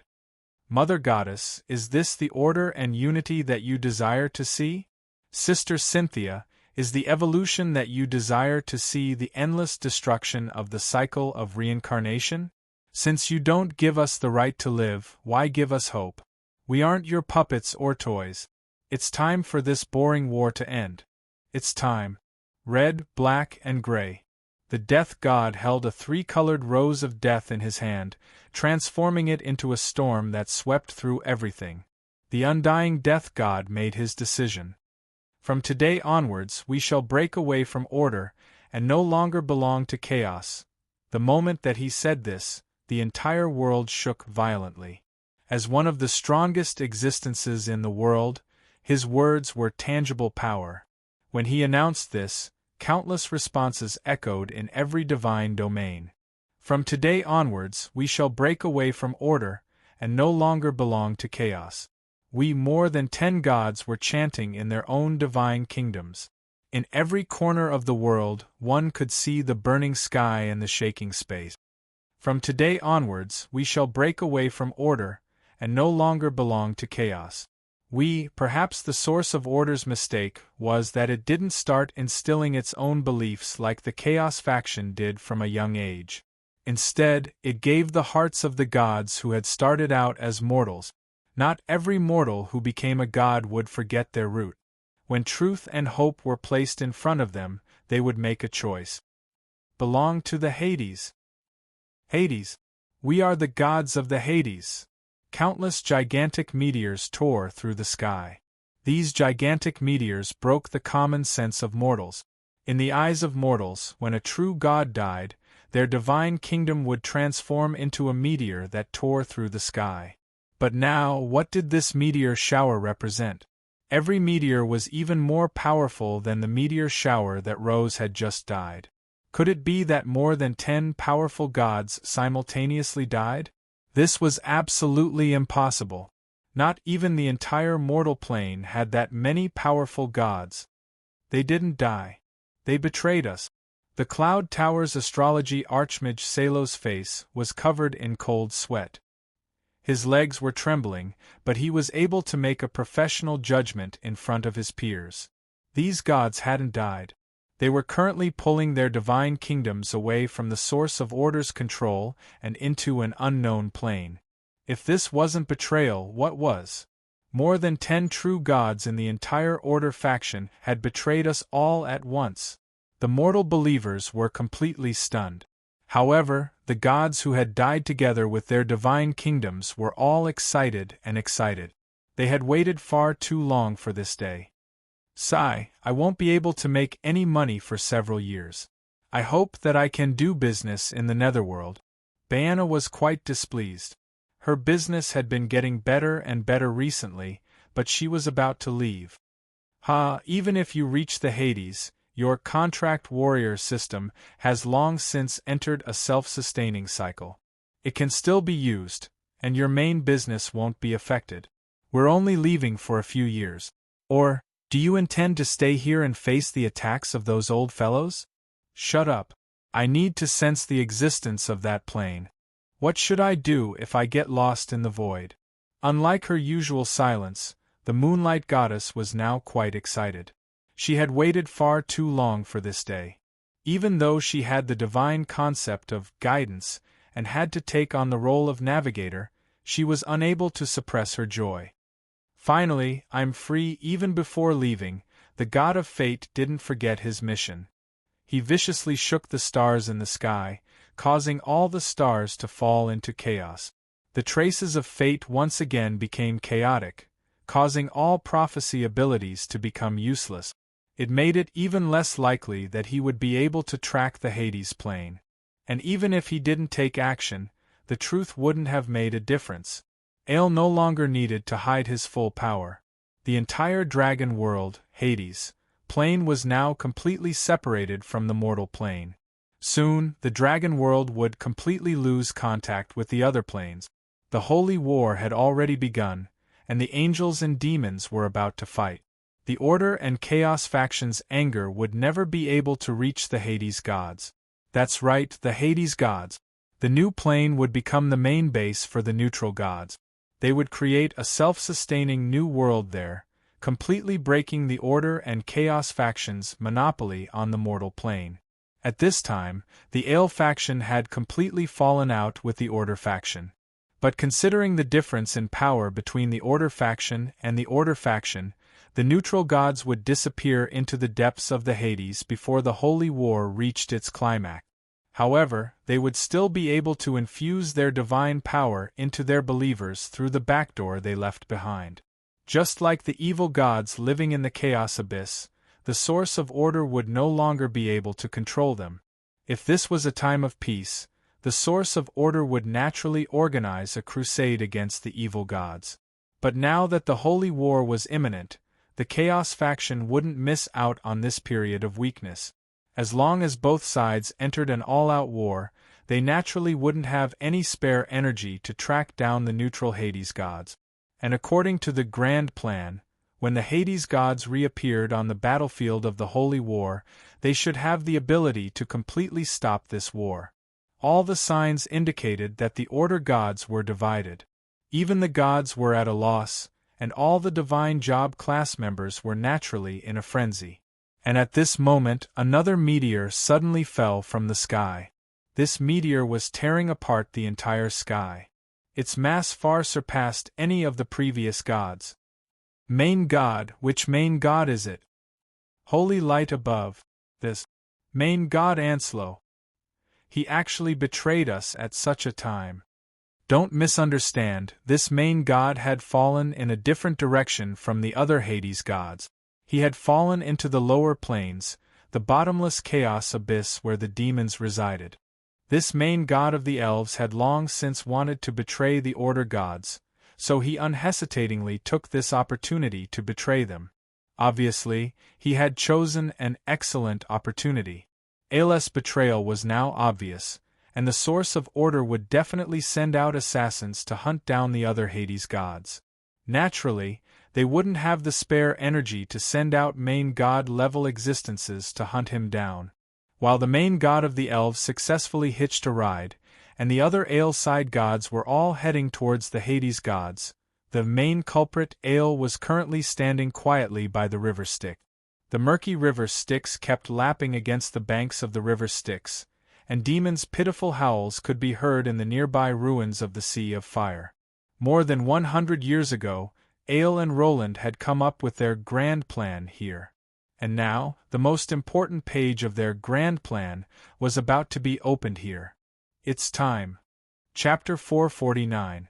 We don't have much time left. It's time for us to make a decision. Please give us your answer. While the entire mortal plane was in chaos, the winged messengers were busy as well. Solo had already cursed his unscrupulous colleagues countless times, but all the gods felt that being a diplomatic envoy was their natural duty. What god of messengers? I'm clearly the guardian of bards. I'm not a professional errand boy. I'm the god of inspiration for artists.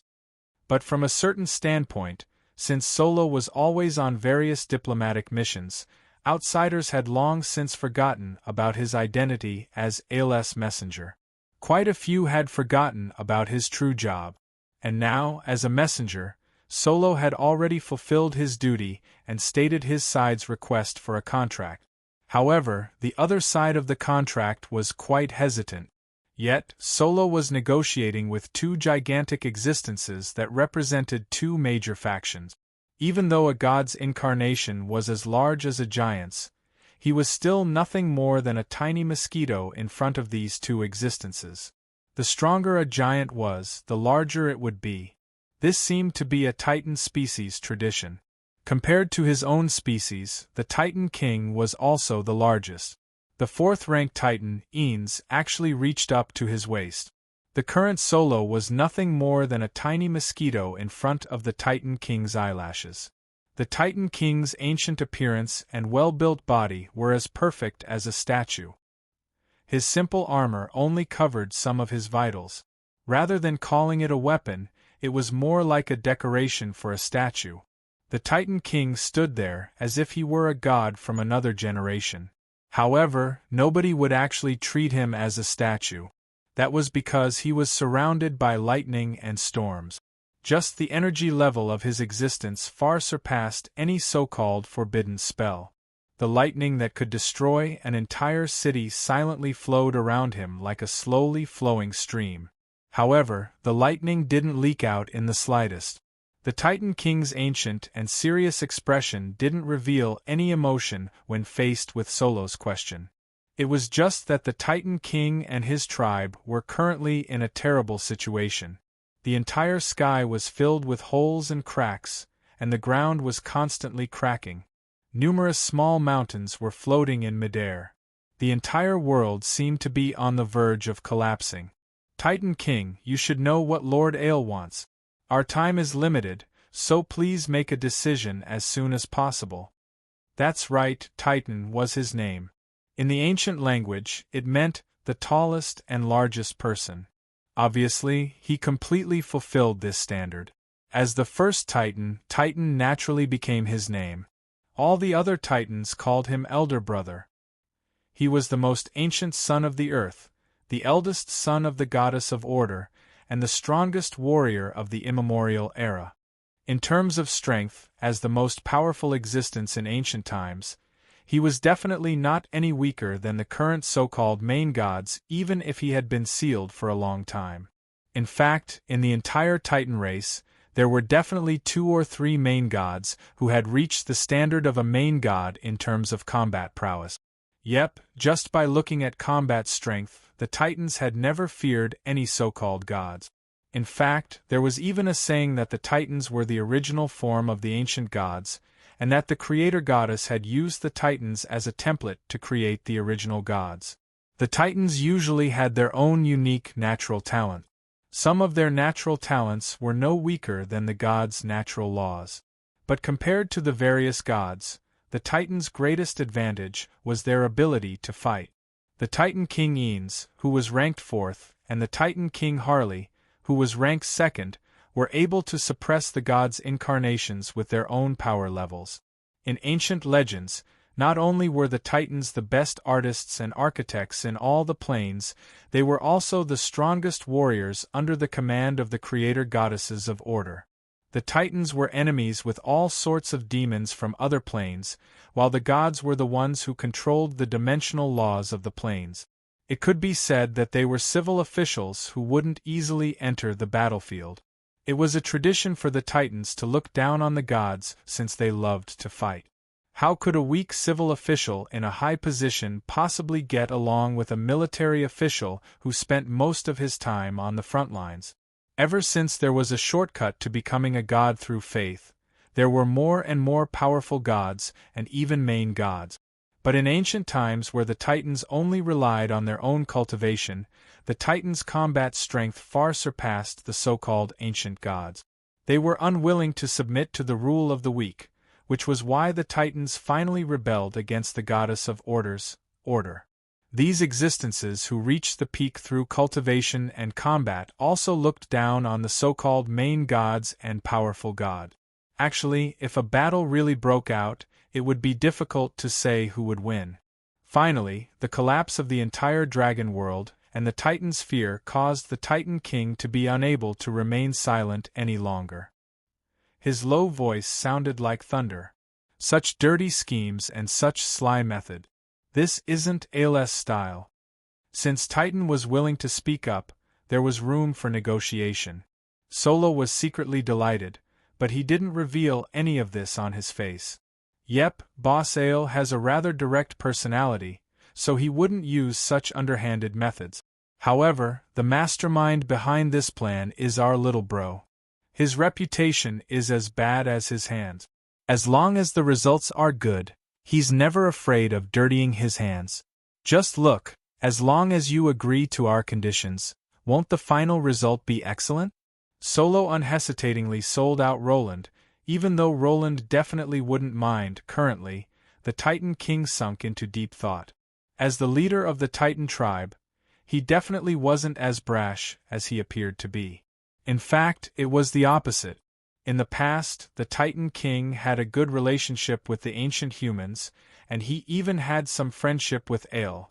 The fact that the Titan tribe was able to survive up until now without any internal strife, and internal strife meant that he had excellent leadership abilities as the Titan tribe's leader.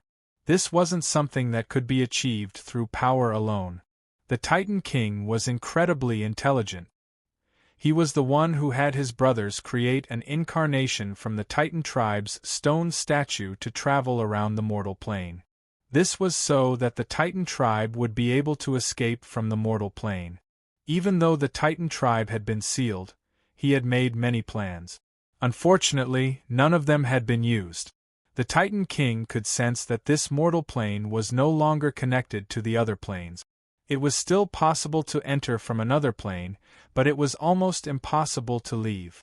Also, the mortal plane was collapsing thousands of times faster than he had expected. There wasn't much time left. The Titan King knew that it would be impossible for the Titans to leave this mortal plane since they didn't have the coordinates to the other planes. Even if the strongest of the Titans were able to leave, it would be impossible for the giant's descendants to escape.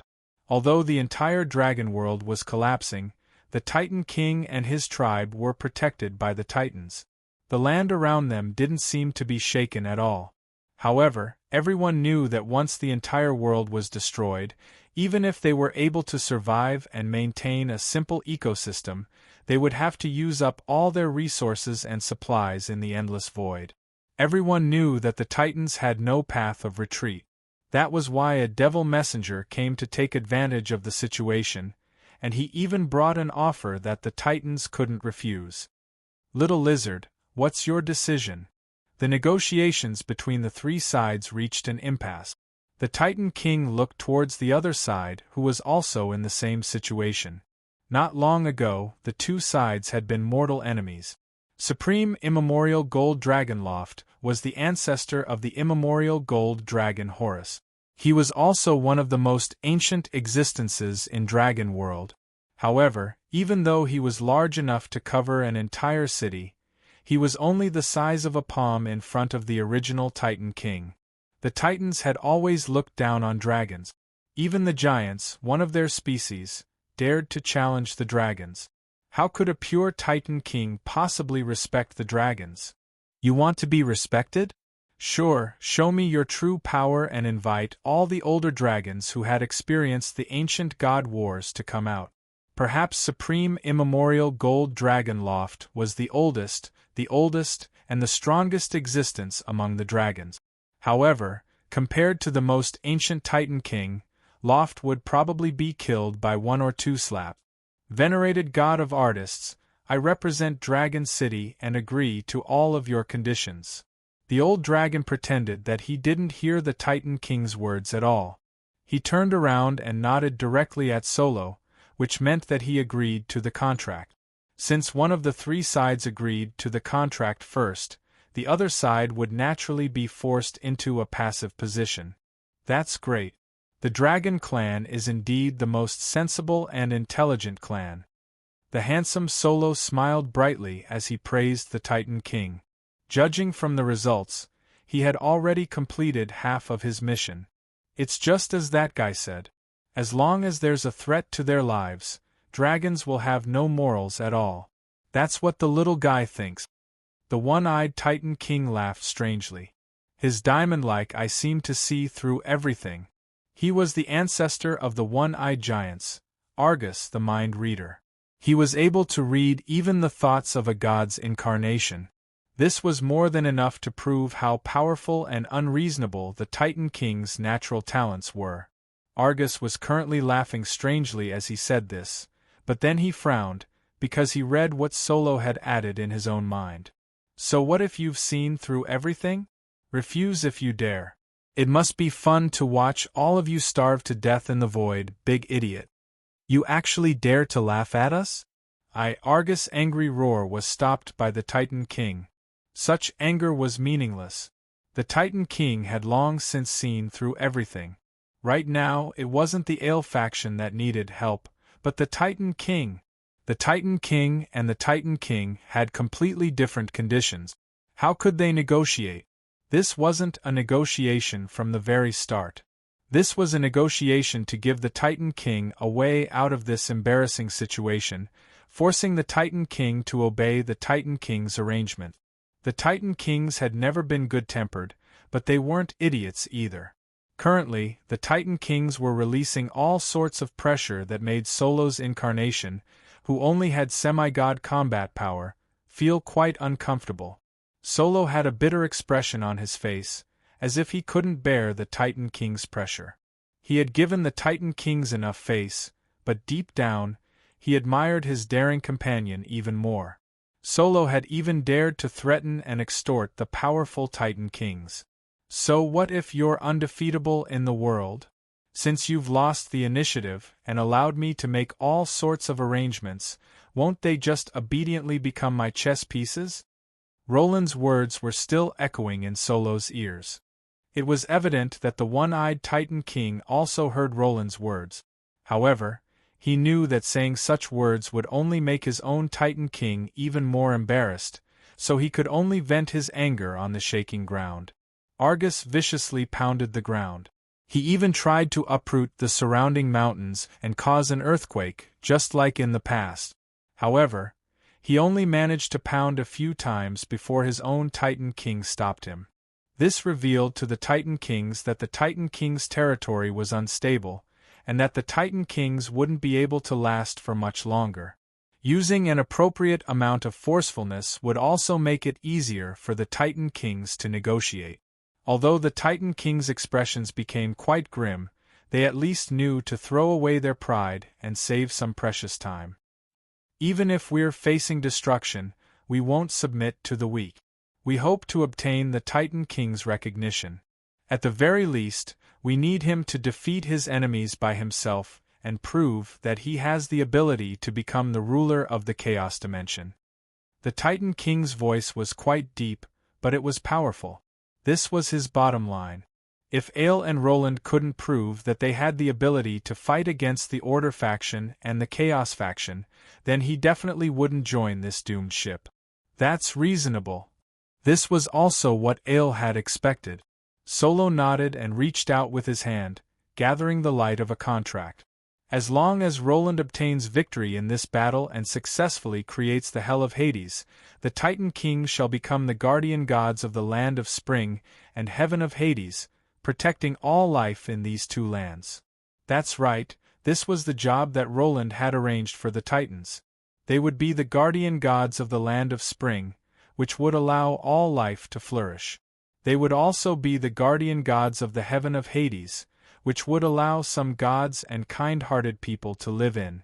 Just the hell of Hades alone would be impossible to create an independent world of its own.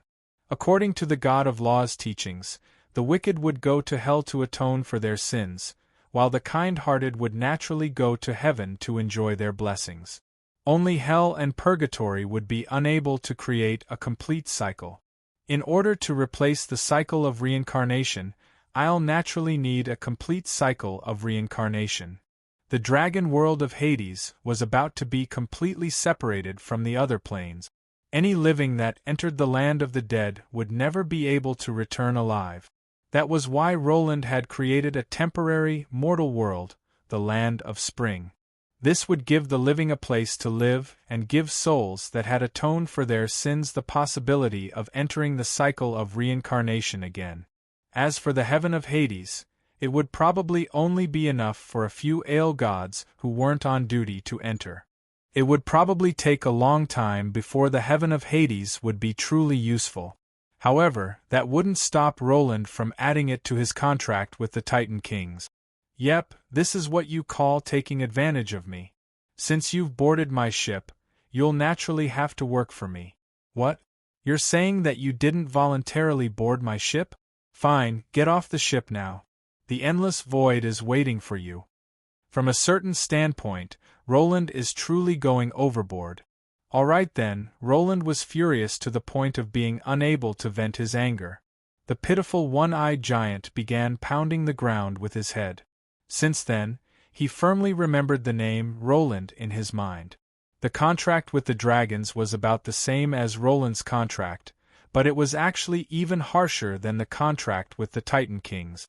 But when considering the difference in power between the Titans and the Titan Kings, as well as the fact that Roland wasn't involved, it was likely that the Titan Kings would start eating dragon meat right now. The dragons could only smile and agree to this unfair contract before gritting their teeth and swallowing it down.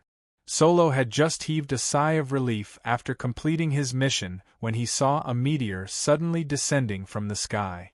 His heart tightened. Although the allied gods had arrived, this also meant that Roland had completely fallen out with the Order faction. Not only that, it also meant that Roland's plan had entered its most critical juncture.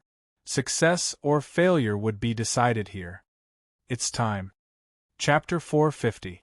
Weak gods, middle gods, powerful gods, and main gods. No one knew who came up with the concept of low gods, middle gods, high gods, and main gods. However, this was far too distant a concept for the mortals in the mortal plane. The mortals called Gold Rank Master, as they viewed it as their life's goal. The next level would be Legend. As for the higher levels, the mortals took it for granted. For some ancient species, Legend was only the starting point. Saint-ranked existences would probably be at the very beginning of the mortal plane. Sage-ranked existences would be at the level of true transformation and difficulty, and semi-god existences would be limitless. The Titans ranked at the very top would only be semi-gods in terms of power levels. However, even main gods wouldn't dare to fight against them alone. Similar to the Titans were the existences that had existed since the beginning of time. Those ancient existences would either find a random dimension to live in seclusion in, or they would simply go into hibernation. This was one of the reasons why there were so many forbidden areas in the mortal plane and other dimensions. There was even a supreme immemorial dragon who directly went to the Chaos Abyss to become the ruler of that dimension. Even then, the Chaos Abyss never gave her any trouble. Speaking of which, if the price of becoming famous was being dragged into the holy war that only happened once every 1,000 or 2,000 years, any powerful ancient species with normal intelligence would probably find a place to bury themselves. Their power levels would be impossible to evaluate with the current power level system. Dragons were strong and skilled in both magic and martial arts, elves were skilled in magic, beastmen were pure and skilled in combat, and gods were skilled at using their own divine concepts and natural laws to cheat. There were all sorts of strange natural talents and inheritances. Trying to rank them together would be meaningless. Actually, the current power level system was only for humans to explore their own potential. High-level gods existed for the sake of showing off to the weak. The seemingly powerful power levels were only to let the weak know where they should be, so that they wouldn't provoke the strong too much. Of course, the current power level system would probably be sufficient in a low magic generation. But in the middle and later stages of the Holy War, where liches were everywhere and semi-gods were like dogs, the current power level system would naturally become useless. Naturally, a more suitable power level system would be needed. But no matter what, main gods would always stand at the peak of all species and life. Roland had been quite curious about such existences in the past, so he had asked Ale about them. As for main gods, there aren't any detailed classifications. Those who are able to easily tear apart other gods as if they were made of paper would be considered main god. They've all experienced countless years to reach their current level. Even in the Holy War, it's difficult for them to die. They're the accumulation of the entire plane's history. There were 7 such existences in the Order faction and 14 in the Chaos faction. Currently, there were only 5 in the Order faction, 13 in the Chaos faction, and 3 in the neutral faction, Hades. If the ancient races that lived in seclusion were not included, these 21 gods were the most powerful existences in the world. The Lord of Putrefaction had been exiled to the mortal plane, the Devil Lord had led his people to betray the will of the Chaos Abyss, and the Chaos War God had remained undefeated for countless years. Every single main god had countless legends behind them. They were all existences who stood at the peak of the world in both power and intelligence. Even the elf main god, who appeared to be a second-rate main god amongst main gods, was quite sly and scheming. Not only did he have the great achievement of destroying the gold elves, the superior species, but just looking at his recent actions, it was easy to see just how sly and scheming he was. Roland seized the opportunity and chose the perfect time to betray the Order faction. Not only that, the Silver Elves and the Moon Elves were currently embroiled in a civil war. It would seem that Roland, as an elf main god, was unable to even protect his own people, an obvious dereliction of duty. However, some things couldn't be judged on the surface. That's right, now that Roland had joined the Chaos faction, the Moon Elves who were close to him would likely join the Order faction as well in order to avoid being punished. Meanwhile, the Silver Elves and the other elven gods would still join the Order faction, and the two sides would continue their civil war. For the time being, other species wouldn't have any reason to interfere, nor would there be any need to interfere. Yep, this was the typical style of the elves. They would go where the wind blows and bet on both sides. No matter who won or lost, at least some elves would be able to survive this holy war. Of course, the prerequisite was that there wouldn't be a ridiculous ending where the entire world would end. From a certain standpoint, Roland had no choice. The holy war was imminent. Unlike the last holy war where the elves were the rulers, the humans were the rulers this time. Even if there was no need to think too much about it, sending allies onto the battlefield to defend important areas, where they could be sacrificed, and acting as vanguards, cannon fodder, was a shared tradition between the elves and humans. Plus, it was obvious that the Order faction was at a disadvantage in this war, so it wouldn't be easy for them to sacrifice their allies. And the elves' civil war wasn't an act at all. Any act would be impossible to fool any high-level existence. The elves truly viewed each other as mortal enemies, and no matter who won or lost the civil war, the elves would definitely be greatly weakened. From the very start, Roland had chosen to sacrifice more than half of his people in order to survive this holy war. Not only could one see how ruthless and decisive the elf main god was, it was also more evidence that he didn't have a high opinion of the situation in this holy war. Apart from a certain main god, there were basically no main gods who were alone. and that certain main god who seemed to be alone had now revealed his claws and fangs. Ale is special. Yep, that certain main god was Ale. Ale was the most special main god of all. Not only did he not have a specific job, he didn't have any followers, nor did he have anyone to protect him. Alright then, we all knew that this was just a facade. But, in the eyes of everyone else, Ale was always a loner who traveled the world. In legends, Ale would often appear as a black-robed death god who brought death with him. Of course, Ale usually wasn't a good character either. And the most special part about Ale was that he didn't need to participate in the Holy War. That's right, Ale didn't need to participate in the Holy War, but the other Order main gods were destined to be involved. Ale would always be able to coldly watch as the newly born gods fought each other's brains out, and then smoothly become one of the victors. This was obviously something that the other newly born gods couldn't understand. But, if you asked about Ale's responsibilities, it was understandable. Ale is the guardian of the cycle of reincarnation. He's an eternal neutral. Due to the fact that there were some people who would die by chance, Roland being one of them, as the guardian of the river Styx, didn't intentionally hide his actions. Air's duties were an undisclosed secret among high-level existences. However, there was another piece of information that not many people knew. Ale is undefeatable. This wasn't some vague description like, the strongest or the most powerful. Rather, it was a description that no existence would be able to directly face Ale. This was the reality for countless high-level existences. Ale was undefeatable by the river Styx. The reason? During the last Holy War, two newly born Order main gods, Wood Elves and Silver Elves, believed that destroying the river Styx would cause the demons and devils to lose their newborns. Since they understood Ale's responsibilities, they ignored their senior's advice. The end result was that they brought along several powerful elven gods and were all killed by the death god's scythe.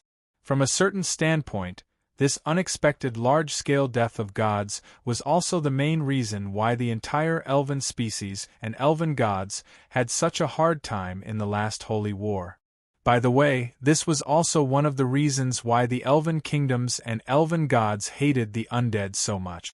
Yep, this was the elven gods taking out their anger on the undead. Even now, they still didn't dare to take revenge on Ale.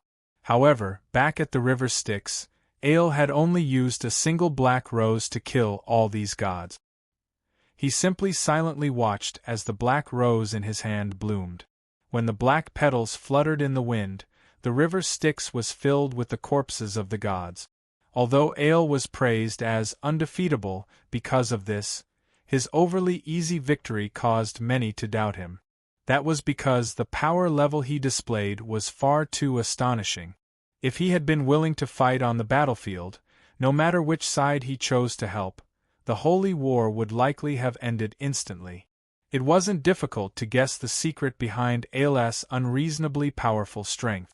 Just by looking at Ale's job history and his other combat records, it was obvious that Ale's ridiculously powerful strength was only limited to when he was protecting the river Styx. And now, when his own tribe and allies had all escaped into the Hades, Ale met a familiar figure by the river Styx. The one walking at the very front was naturally a figure of pure light. This dazzling light formed a figure with unparalleled divine might. This was another incarnation of the god of holy light. It seemed that the publicly acknowledged strongest main god, the god of holy light, was finally going to fight against the publicly acknowledged undefeatable main god, Ale. However, Ale hadn't come by himself. His divine might was on the same level as Ale, which doubtlessly meant that even if Ale wasn't a main god, he would at least be a powerful god. Chapter 451. Historians like to use important events as bookmarks for their eras. When the spring of AD 1898 came, perhaps no one would have expected that the whole world would have a fundamental change. There were so many important events that happened that year, and their influence was so wide that it seemed that those scholars could write hundreds of research notes and earn money for hundreds of years. If one were to look back at history, the changes were quite obvious. AD 1896 was the year of the dragon.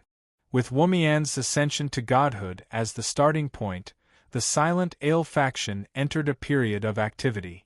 The incarnations of the saints began to walk the earth. The schemers and messengers of conspiracies traveled the entire world, and Roland arrived on the surface. AD 1897, the year of the Griffin, the entire world descended into a period of impending storms. Thanks to Roland and the others' efforts, the Northlands countries that won the war to defend their territories successfully became independent. The Ottoman Empire, Bardi, Shilua Empire, the Mist Alliance, the Underground, and other countries all reached a tacit agreement in secret. The Panarch faction, also known as the Hades faction, was formed. AD 1898, the year of the Vulture, was also the year in which the Holy War fully began. This was also the year in which many major events erupted. Although the dark clouds of war covered the sky, angels and demons from the Chaos faction forcefully descended upon the mortal plane. Estrada's sacrifice gave new explanations to Holy Light, and the elves' internal strife and the betrayal of their main gods caused the elves' future to be in a state of confusion. However, if one wanted to find the greatest bright spot among all these events, they would have to look at everything that happened by the River Styx. The direct result of this event was that the original generation of AD had been abandoned, and a new generation of FT had to be created from scratch. AD 1898, the Spring of the Vultures, which was also the year of the Black Rats in FT1. Beside the River Styx, the guest that the white-robed young man had been waiting for finally arrived, but he still had no intention of raising his head. I didn't expect that it would actually come to this. Even Ale himself had not expected that things would come to this. At this moment, he had undoubtedly become the enemy of the world.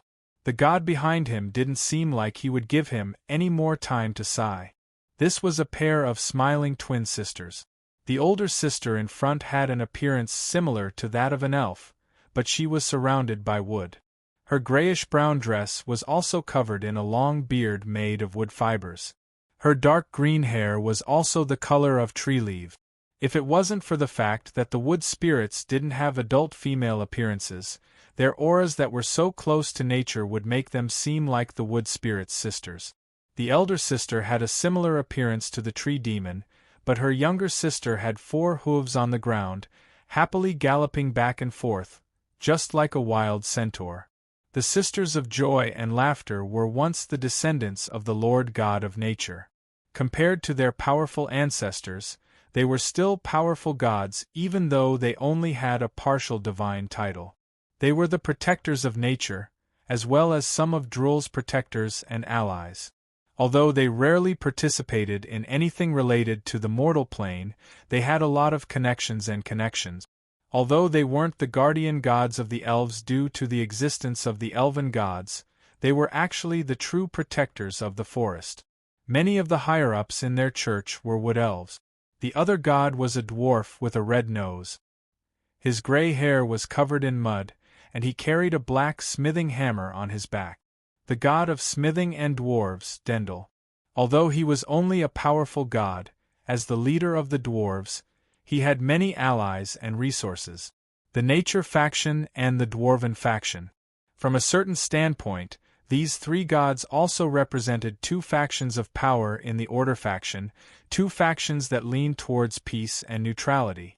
The 4 gods before him were all incarnations, so it was naturally impossible for them to hide from Ale's senses.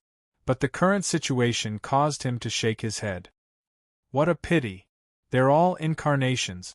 Do you already know? The god of holy light was the only Order main god that had come to hunt him down. Yet, he didn't move at all. It was unknown what he was thinking. The other 4 main gods didn't even send their incarnations. It was obvious that they already knew something and didn't intend to come here to die. Of course, this old man isn't here to die. We're here to see you off. Right, thank you for taking care of my little girl. The old dwarf's words were quite direct. The goddess of hammers and wine barrels, Mary, was the guardian god of the shield dwarves. She was also one of Ael's supporters. In a way, she was the bridge between the dwarven gods and Ael. And now that Mary had chosen to enter the Hades, certain things had come to light. Mr. Ael, thank you for taking care of us, sisters. Mr. The joy and laughter sisters came over with smiles on their faces. The older sister waved her handkerchief in farewell, while the younger sister ran around in joy. No matter how one looked at it, it seemed like they were sending Roland off. This was why Ael sighed at how pitiful it was. But since the information that Ael was undefeatable by the river Styx had spread, it was to be expected that he would receive such a result. Ael wasn't too worried about this. That's right, Ael was undefeatable by the river Styx. This was a fact that had already been written into the foundational laws of the world. And as long as the source of order had basic logical reasoning abilities, it wouldn't allow a main god-level existence to come here to die. Ael's undefeatable status came with a price.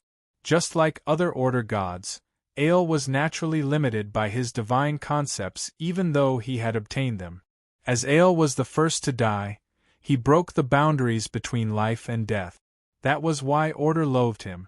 Since Ael had lost the most basic ability to evolve and desire, he became an undead that couldn't be changed. Naturally, Chaos didn't like him either.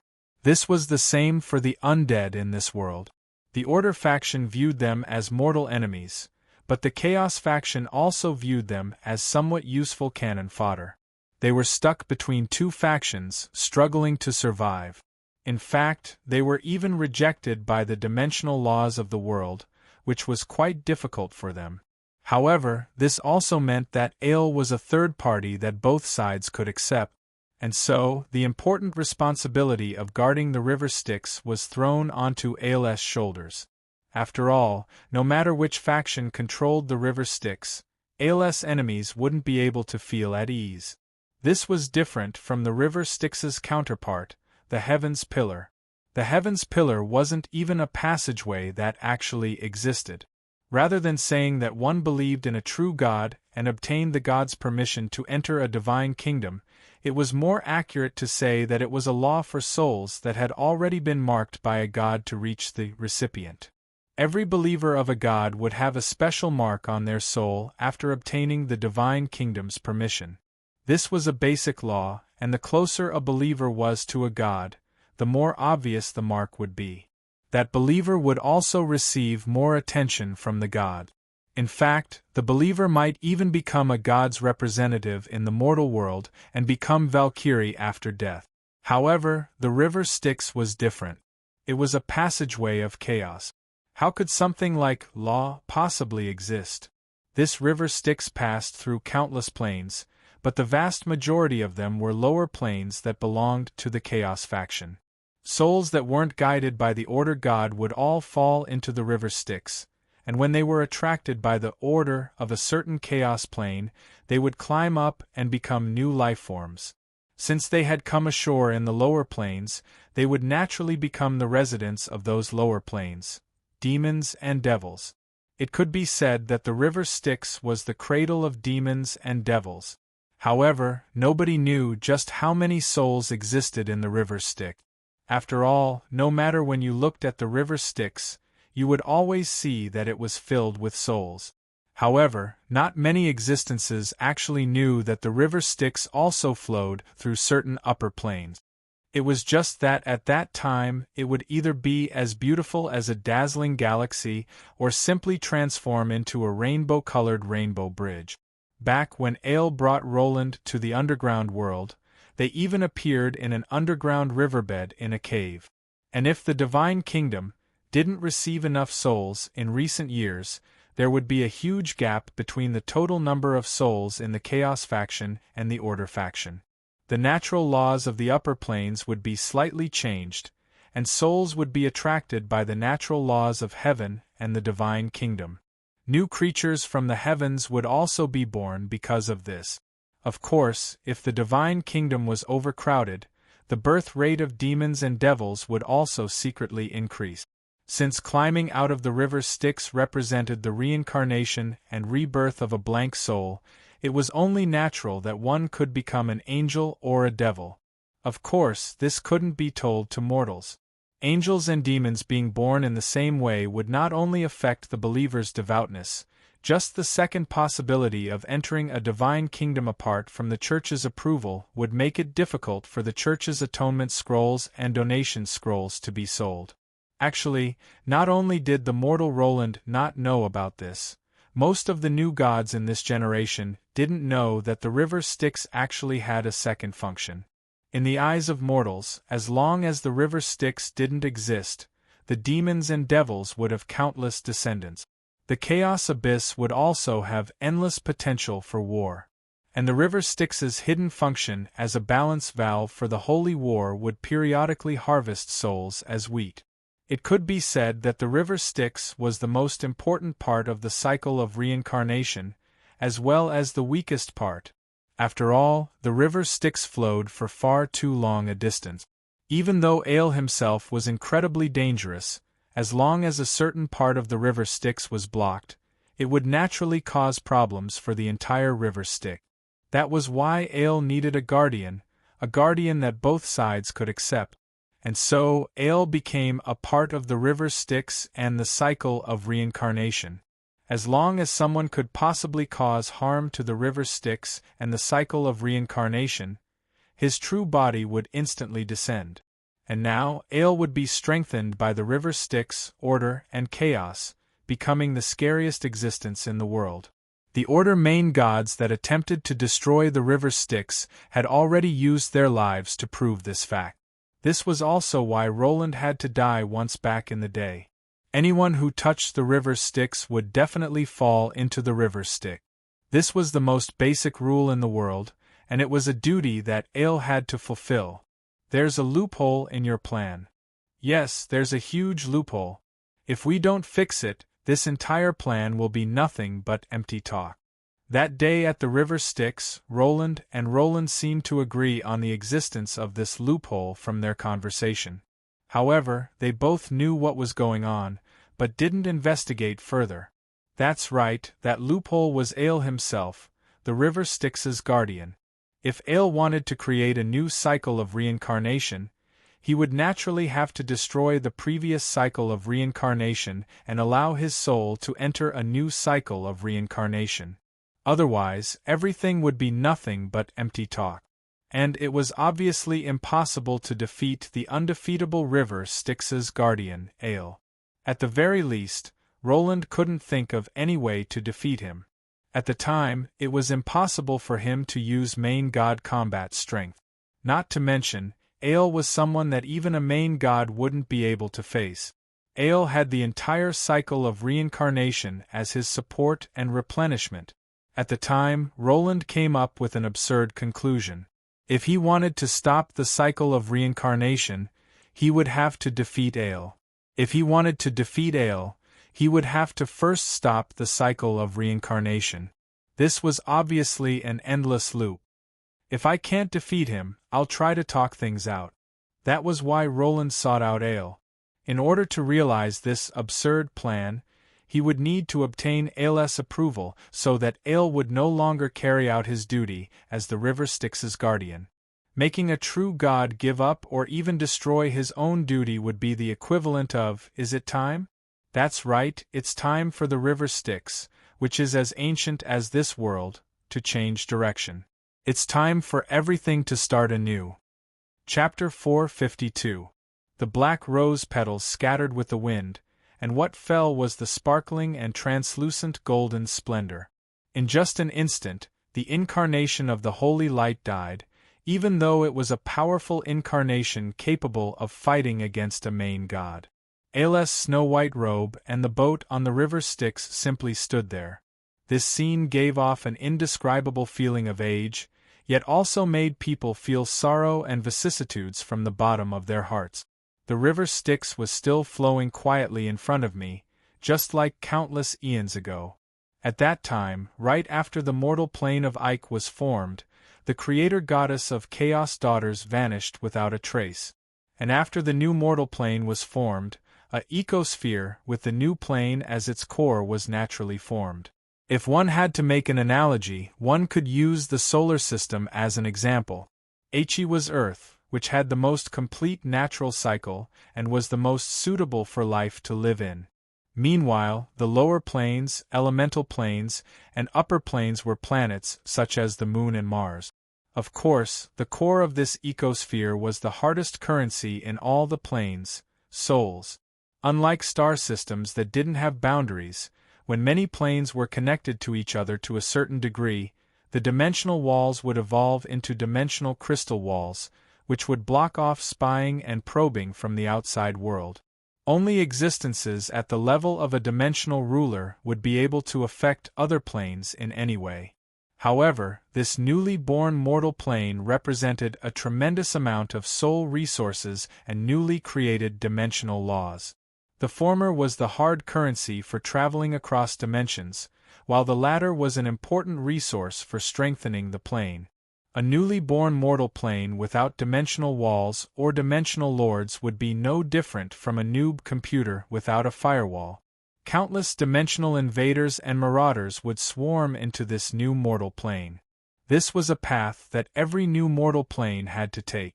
In fact, dimensional merchants even called it the infant baptism of a new mortal plane. Only those that can survive the baptism will be able to evolve from the many planes it was formed from, and be called a mature dimensional crystal wall. Those that can't will naturally become nutrients for other dimensional crystal walls. In the very beginning, Hi's abundant dimensional resources and weak dimensional laws attracted countless invaders. But thanks to the two goddesses of order and the gold tribe's hard work, Hi's mortal plane managed to survive its most difficult initial period. The invaders' strength also caused countless gold species to perish. It wasn't without reason that the goddesses of order and chaos pursued a powerful and efficient society. It was an instinctive reaction when faced with a tremendous threat. Among the 7 calamities of Hi, between the 4th calamity, Return of the Demons, and the 6th calamity, Chaotic War of the Gods, there was still the 5th calamity, Otherworld Descent. In reality, it was just some seeds left behind in the past that had been revived. Sporadically, some of their own kind were summoned, but they brought far more trouble to all living beings than the demons. From a certain standpoint, these seeds of sudden awakening were actually reminding the players and gods in the mortal plane not to ignore their existence. However, it was evident that nobody took this seriously.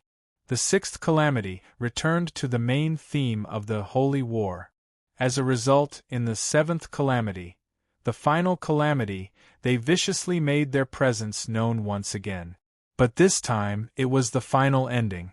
The 7th calamity, which was also the final calamity. The two goddesses of order and chaos have revived and reenacted ancient myths. The gods have directly started a war in the mortal plane. The Hi continent has been torn apart over and over again, and numerous dimensional doors have been opened. Powerful otherworld species have completely transformed this world into a living hell. As for whether or not there's an 8th calamity, that's no longer important now that the world has been sliced into more than 3,000 pieces. Original quote from Chapter 25. It could be said that the destruction of the world of Hi was personally caused by the goddesses of order and chaos. At the very least, only the goddesses of order and chaos, who were half the rulers of the mortal plane, had done more to completely destroy the world's dimensional walls. However, the otherworld species had also contributed greatly. Wherever these dimensional locusts passed through, there would be nothing left. It could be said that unlike Roland, who only slightly understood the situation, Ale had seen far more since he had come from the immemorial era. How could he not know about the so-called Order faction's great prophet? In Roland's Armageddon ending, the seemingly illogical, otherworld creatures gave him a tremendous sense of danger. Since Roland was limited in his knowledge, he didn't care about what would happen after the 7th calamity. However, Ale saw a tremendous danger ahead. He didn't tell anyone else about this, nor did he need to. He had long since realized that no matter what enemies he would meet in the future, he would just have to face them calmly. It was best not to say such depressing things out loud. It's still this river Styx. In the earliest years of Ike, the river Styx contained countless hopes. It was the home of countless souls and the cradle of newborns.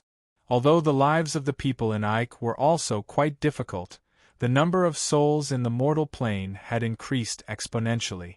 This doubtlessly meant that this was a new mortal plane that was flourishing. Out of the four elements, souls were the foundational and most important resource of the entire mortal plane. Souls could create powerful individuals and provide the power of belief. A sufficient number of souls was also an indicator of whether a mortal plane was healthy or not. Only Ale knew that in recent years, the number of souls in this river Styx had been slowly decreasing. The entire mortal plane's protective crystal walls were constantly weakening, which meant that Roland's prophecy was likely to come true. The reason? Apart from the two-dimensional rulers, who were about to awaken and whose appetites were only getting better and better as they furiously devoured soul shards, who else could it be? Ale was quite sentimental towards the two goddesses of order and chaos. But this time, he felt that they were wrong. Mortals aren't domesticated animals. Even if there are parents who gave birth to us, there's no reason for us to become their food. No, if they were truly respectable parents, why would they give such a cruel order? After all, there's no parent who doesn't love their own children. Roland's angry roar echoed in his ears. Ale played with the black rose in his hand as he stood in the river Styx. He couldn't help but recall the oath that Roland had sworn by the river Styx, a death oath that had been engraved into the deepest depths of his soul. I swear that I shall shoulder all my sins, reverse karma, change fate, and allow all living beings to safely survive this calamity. Finally, Ale raised his head. All right, Roland, I'll believe you just this once. I'm betting all of my chips on you. Please don't disappoint me. The petals of the black rose began to scatter. Looking up at the petals that were blown into the air by the wind, the sunlight actually shone into the abyss. Ale, who usually had a cold expression on his face, was stunned for a moment before revealing a rare smile. Tomorrow, my hometown's Shinrue Mountains should have a sunny day again. I should go back and take a look first. The final rose was blown away by the wind. The entire river Styx's surface was now filled with floating petals. The entire river Styx stopped flowing, and the small boat on the river lost its pilot and quietly stopped. Ale's final words, which were left behind, were some unimportant complaints. Perhaps he had been suppressing his dissatisfaction for a very long time. Mother Goddess, Sister Cynthia, perhaps we were all born because of you, but you don't have the right to have us die because of you. Perhaps the lives of mortals aren't important to you, but they're all doing their best to survive. That seemingly light weight of their souls is their everything. The river Styx didn't stop flowing for very long. When it started flowing again, the dwarves and the nature gods watched on as it mysteriously changed directions and entered an unknown void. Even though they already knew this was the expected result, the more ancient the existences were, the more astonished they felt as they watched the river Styx, which had remained unchanged for thousands of years, enter an unknown void. What shocked them even more was that the white-robed Grim Reaper on the small boat had turned into quicksand and was blown away by the wind.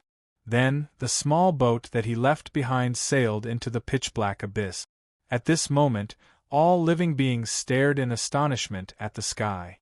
Even though they didn't know what had happened, they instinctively felt sorrow and despair. The meteors falling from the sky actually covered half the sky. The gods are dead. The most ancient gods are dead. The death god who represents death itself is dead. The current god of law, who represented justice, began to show favoritism. The current god of holy light, who represented purification and purity, began to mix impurities. What would be the result? Death. The current goddess of order chose to compromise with chaos. What would be the result if the goddess of chaos decided to use all sorts of rules to limit herself? Death. What would be the result if the guardian of the river Styx decided to destroy the river Styx's normality? What would be the result if the god who represented death and eternity decided to destroy the eternal sleep of death for the living? Death. The undefeatable death god had already become a part of the river Styx. He was now a part of the cycle of reincarnation, and the moment that he decided to change the cycle of reincarnation, he became the destroyer of the cycle of reincarnation's order. Since he was the guardian of the cycle of reincarnation, he had to fulfill his duty as the guardian of the cycle of reincarnation. Due to this conflict, the only option left was to remove the conflict from the cycle of reincarnation. Please die, because all living beings need salvation. The crazy Lich Roland, who always cracked ridiculous jokes, had a heavy expression when he first met the death god by the river Styx. He lowered his head and begged for the death god's death. This was also the first and only time in his entire life that he had ever lowered his head. He didn't lie, because lying was meaningless to him. He didn't praise, because glory was meaningless to him. He didn't beg, because other people's attitudes were meaningless to him. He didn't hesitate, because this was the only way out. That's right, such a cruel reality, such a despicable request. Please die for the sake of all living beings. Please die for the sake of all living beings. For the world you love to have a glimmer of hope, please die. Formless evil intent transformed into the most despicable of words. Even Roland himself felt that he was being far too despicable and selfish by asking others to die so that he could survive. But if time could be reversed, he would still make the same choice. That was because he had no other choice. Back then, Ale didn't respond. Later on, Roland kept pushing Ale to choose death in order to make his plan more and more feasible. Perhaps Ale had already made his choice from the moment that he didn't immediately kill the Lich who spoke so arrogantly by the river Styx. It's time. The old cycle of reincarnation shall collapse, it's time. We've waited half our lives for this moment, the moment when the new cycle of reincarnation will be established. Ale's final exclamation was the same as Roland's angry roar on the battlefield. In the world of the Hades, the dimensional portal that suddenly opened up and the drop of river Styx's water into this world was the best explanation. Every drop of river Styx's water directly seeped into the land of the undead, transforming the soul world's illusion into reality. However, the river Styx's water was highly toxic to all other life forms, yet it was the nutrition that the undead desperately needed. The undead crawled out of the river Styx. The newly born undead country received the nourishment of the river Styx and became a part of the cycle of reincarnation. It became more and more alive as it truly walked towards reality. Currently, Roland was in a terrible situation. When the undead army before him displayed their undying bodies, all hostile gazes were directed at him. Everyone knew that no matter how ridiculous a soul world's characteristics were, the death of the soul world's user would naturally cause the entire soul world to vanish. And no matter how powerful the Hades before them was, it was still Roland's soul world. The Devil Lord that represented lies was blocked by Holy Light's incarnation. Amidst the chaos war god unhesitatingly charged towards Roland after he swore to kill Roland. The battle below was still as fierce as ever. The entire battlefield was torn apart by Roland's charge. The Chaos War God's heavy sword was already quite close to Roland. However, Roland didn't even look at the incoming threat. He simply quietly looked at the white ice crystal floating before him. The white ice crystal was glowing with a black light. This wasn't a beautiful gem, but it mysteriously attracted everyone's attention. This ice crystal had just arrived together with the river Styx's water. This ice crystal was the final foundation that the Hades of Hades lacked. Roland opened the book in his hand. 2 other ice crystals stuck between the pages of the book floated up as well. The blue ice crystal was still emanating traces of coldness. For the sake of your husband's revival, Alos, you must die. Roland muttered this as he returned to the day he made his decision. I've really gone too far. Back then, I had forced Alos to the brink of death in such a manner. I could only smile wryly as I lightly touched the ice crystal that had been dyed blue by Roland's soul. Compared to Alos, who had sacrificed everything for the sake of love, I seemed far too despicable. I was currently holding the blue god equipment bottle that had been filled together with the river Styx's water. Currently, it was overflowing with the divine power of the ocean. The waves and anger around it seemed to be venting a certain god's dissatisfaction and hatred. Meanwhile, the other ice crystal was still glowing gold as it floated in midair. It was like a sun that dispelled the darkness around it. However, it wasn't as blinding as the light bulb in the sky. Holy light must be saved. That's why Estrada must die. I touched the ice crystal, but there were no tears of weakness in his eyes. The war hammer on my back was faintly resonating with me, as if it was comforting me not to think too much. But right now I didn't dare to think too much. I no longer had any time left. The death god's soul contained far too much power of death. The white ice crystal had already been dyed black. In just a short few minutes, cracks had already appeared on it. Unlike other souls, Ayla's soul was far too powerful. I needed to complete the ritual before the ice crystal shattered. Everyone needs to be saved. The cycle of reincarnation must be ended. That's why Ale must die. 3 ice crystals surrounded me as a dim, 3-colored light distorted the entire world. The prelude was over. Far too many people had been sacrificed and lost on this journey. It was time for us to complete our dream. It was time to change the fates of everyone's inevitable destruction. At the very least, we needed to make their sacrifices worthwhile. Imperceptibly, a masked silver-robed individual was standing behind me. He had descended together with the other gods, but he had remained abnormally silent this entire time. Currently, he was wearing a faceless mask and was constantly trembling as if he was laughing maniacally. He faced the Chaos War God's charge. He suddenly pulled off his mask to reveal the skeleton Lich's true appearance. The moment he ascended to godhood was the skeleton Lich's true appearance for eternity. All illusions became reality at this moment. The last piece of blank ice crystal appeared in front of him. My voice resonated with his, and our faces became the same. All sinners shall be judged. All God's laws shall become the norm of this world. That's why Womian's Roland must die. Chapter 453. We don't accept order. The meteors didn't just bring reinforcements. They also destroyed the order of the cycle of reincarnation and caused a large number of gods to defect. This doubtlessly offended the source of order. The source of order wouldn't possibly let these traitors off so easily. Otherwise, the order it emphasized would lose its most basic dignity.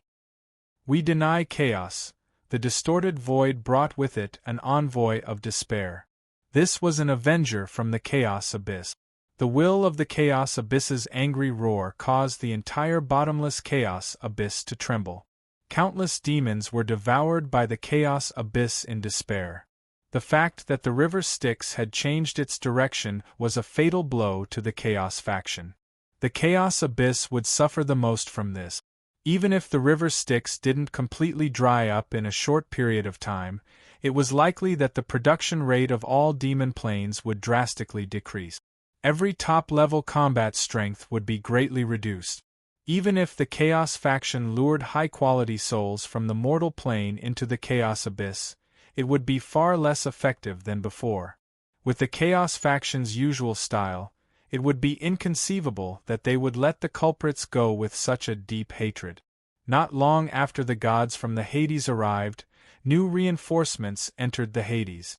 Since Ale cut off all communication with the Chaos Abyss, these reinforcements would have to mentally prepare themselves that they wouldn't be able to return before they completed their master's orders. We shall create the hell of the Hades for all living creatures. Perhaps it would be more accurate to say that they were mentally prepared to fight for several years, several decades, or even several centuries. The meteors and distorted spatial tears brought reinforcements from both factions.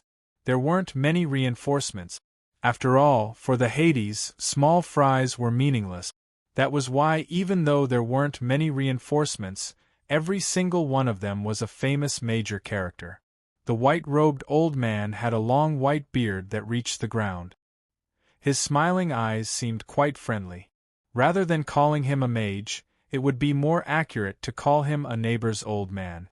Calamandas was a main god. His divine concepts included wisdom, books, courage, dawn, statues, crafts, and so on. He was an incredibly ancient god of personality, ancient to the point that very few people knew how he became a god. It was said that he was the sole survivor of a certain ancient civilization.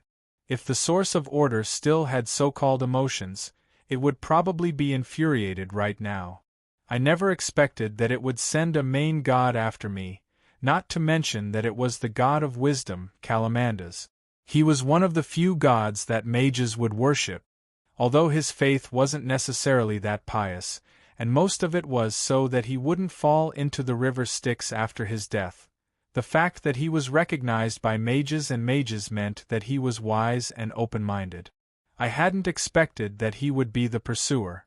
No, I should say that I hadn't expected that the Order faction would send out a main god. After all, there were only 5 main gods left in the Chaos faction. And of the main gods of Order. If I sent of gods, how, and factions sent out the gods.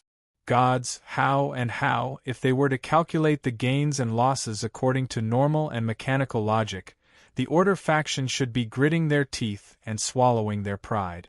But soon, I understood everything as I watched the 2 demon lords directly greet Calamandas as they walked out of the distorted void. We actually forced the Chaos Abyss to communicate with the source of order. It would seem that we've done a good job. It was obvious that the source of order would be able to accept having 2 reinforcements and 1 reinforcements from the Chaos faction. But, forcing the Chaos Abyss, no, forcing Cynthia to voluntarily take a loss, it would seem that she was truly infuriated this time. I didn't know how well Ale had completed his mission, or whether he had successfully changed the direction of all the river Styx's water. The possibility was quite low. But, just changing a portion of the river Styx's water was enough to shatter Cynthia's beautiful dream of being revived in this holy war. It was only natural that she would be furious. These 2 reinforcements from the Chaos Abyss both had the stench of sulfur on them.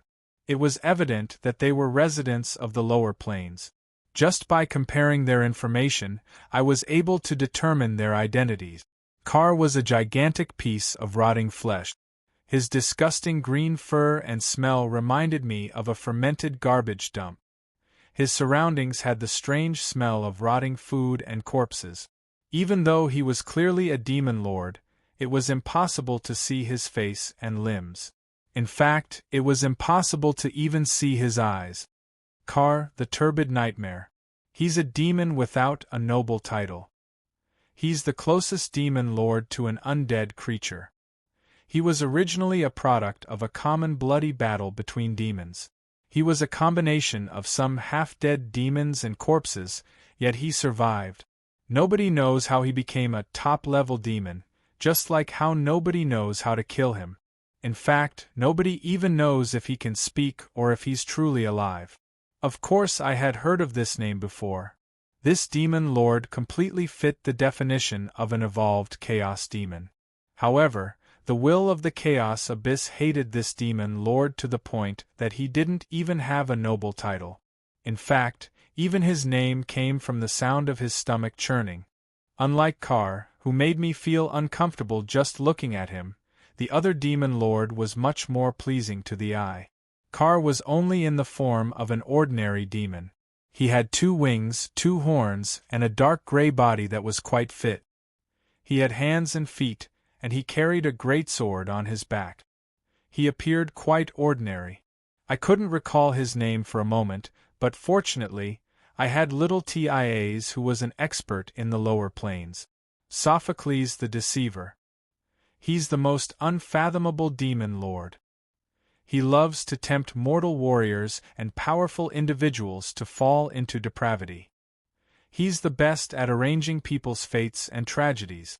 I've always felt that he's more suitable for the title of King of Lies than I am. Alright then, this made sense. In terms of damage and hatred towards the mortal plane, this demon main god who was skilled in art and opera was definitely in the top 3.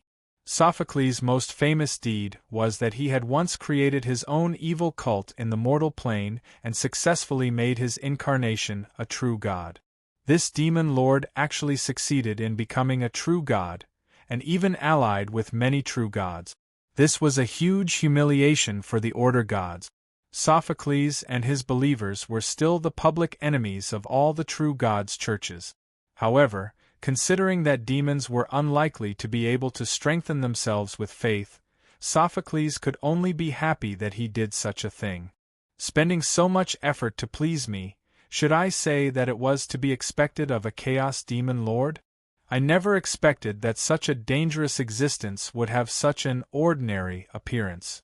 But when considering Sophocles' abilities to deceive true gods, perhaps such an appearance would be more suitable for him to perform. Currently, there were now 5 Chaos main gods on the battlefield of the Hades. Considering the fact that the Chaos main gods were generally arrogant and unbridled, coupled with their selfish temperament of not willing to take risks without any benefits, sending 5 Chaos main gods at once wasn't just Cynthia's full effort. She would also have to pay an additional price. In that case, the scale of the holy war in H's main battlefield will be much smaller? That's really good news. No, I can't be happy so soon.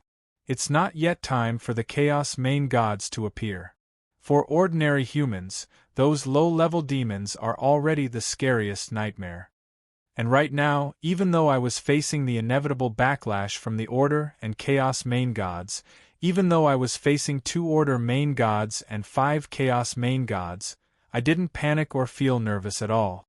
Instead, I felt joy and excitement from the bottom of my heart. That's exactly how it should be.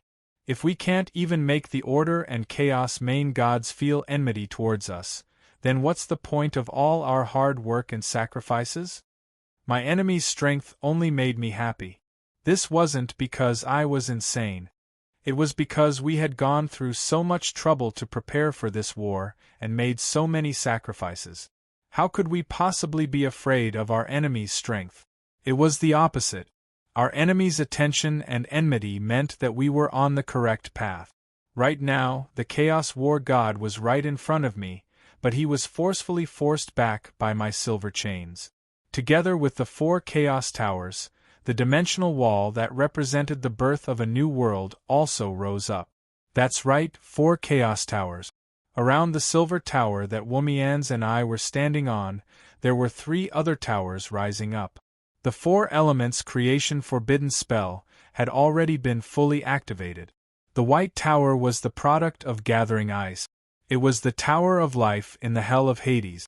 At the top of the tower was a statue of a goddess with the original water elemental god Elo's soul crystal as its core. White light was currently shining upon her citizens, giving the dead endless life force. The black tower was the product of gathering death. It was the Tower of Soul in the Hell of Hades. In the crystal skull at the top of the tower, Ael's soul crystal was glowing ominously as the power of death was being nurtured. The golden tower was the product of gathering holy light. It was the Tower of Time in the Hell of Hades. It was the only pure light in hell. Although the power of holy light was still gathering, Estrada's soul crystal was currently glowing with the light of salvation within the statue of the lamplighter. Although the silver tower under my feet seemed rather dim since it hadn't been activated yet, it was doubtlessly the final piece of the puzzle for the 4 elements creation, the Tower of Law. In the creation of the 4 elements, they were the most important core and cornerstone. All changes would revolve around them. In ancient creation myths, the 4 elemental tower had also appeared before, but it was unknown to the world. The elemental throne from the 4 elemental planes? He was truly ridiculously powerful back in the day. But to me, this truly is the strongest mage tower in the world. That's right, the 4 elemental thrones that gave birth to the elemental gods weren't natural creations. They were products left behind by He after he created the world. They were a part of the 4 elements creation, and they were also the controllers of balance between He's plane and the 4 elemental planes. The relationship between the elemental gods, who were capable of controlling the power of the entire elemental plane, and the elemental thrones, was similar to that between mages and mage towers. And right now, the 4 elemental towers were the natural mage towers that could give me endless power. With their help, how could I possibly fear any opponent? Chapter 454. In the first year of FT Dawn Era, the eternal holy war between order and chaos met with a new challenge. When the river Styx's reincarnation water flowed into an unknown territory, the entire world's cycle of reincarnation was broken. This wasn't an adjective used to describe the destruction of the old order. Instead, it was a literal meaning. The flow of the river Styx was the binding of souls. And when that binding was broken, countless souls obtained freedom. Those who died in battle from the first year of the Dawn Era to the 4th year of FT were the lucky ones. The old cycle of reincarnation was broken, and the new cycle of reincarnation hadn't matured yet. They broke free of the river Styx's binding, and many souls directly reincarnated, skipping the so-called mystery of being in the womb. The lucky ones who successfully reincarnated with their memories and the experience of 2 lives stood at the peak of all other lives. But those who died in battle in those years were the unluckiest. Although the river Styx was the binding of souls, it was also a protective mechanism for weak souls who had lost their physical bodies and lives. Without the protection of the river Styx, even the strongest and luckiest souls would be able to successfully reincarnate. Although it was impossible to calculate the survival rate, when considering the tremendous number of people who died in battle, the later generations would calculate the success rate of reincarnation to be less than 1%. In the end, the lucky ones who successfully reincarnated would have too much contact with other memory fragments in the cycle of reincarnation. They would also have to face the splitting of their souls and multiple personalities caused by their mixed memories. In the end, only less than 1 out of 10 heaven-blessed individuals would be able to obtain their true self. And since there was a bug in the system, there would be those lucky or unlucky beneficiaries of the bug. Naturally, there would also be cheaters who would take advantage of the bug. The fastest and most ruthless were the Ale faction, or perhaps it should be called the Hades faction now. After all, they were the ones who actively created this bug. With Roland's usual style, how could he possibly miss such a good opportunity? Everything had been planned from the very beginning. Along with the fall of the Divine Kingdom, the Valkyrie Palace and God's envoys, these powerful souls of heroes also had to make a choice. After all, the Valkyrie Palace itself was a product of the Order faction's origin of order. Without the Order faction's support, it would be even more difficult for ordinary gods to support Valkyrie. They have 2 choices. One is to perish together with the Divine Kingdom in the underworld and become a member of the underworld as the dead. However, it's easy to enter but difficult to leave. The other choice is to take advantage of the fact that the hole in the cycle of reincarnation has yet to be mended and reincarnate. Yes, this was the loophole that Roland and the others exploited. This loophole that Roland and the special form of undead. From a soul, Valkyrie could choose to reincarnate. Unlike those who reincarnated naturally, who had an extremely low probability of retaining the memories of 2 lives, the souls of heroes weren't so fragile. The Valkyrie body created for heroic souls would also allow them to maintain the integrity of their souls in the cycle of reincarnation. The success rate of their reincarnation was 100%, and these newborns who were destined to grow up in the Holy War would possess the experiences, memories, and techniques of heroes, as well as a complete physical body with the ability to evolve. As long as they didn't die on the path of growth, they were destined to go even further in their previous lives. Of course, entering the cycle of reincarnation would mean starting all over again. The conflict between the new personality and the original personality would be unavoidable. Before they awakened to become heroes, they still had a long way to go. But after these seeds of heroes were scattered all over the world, they were destined to sprout and grow in the holy war.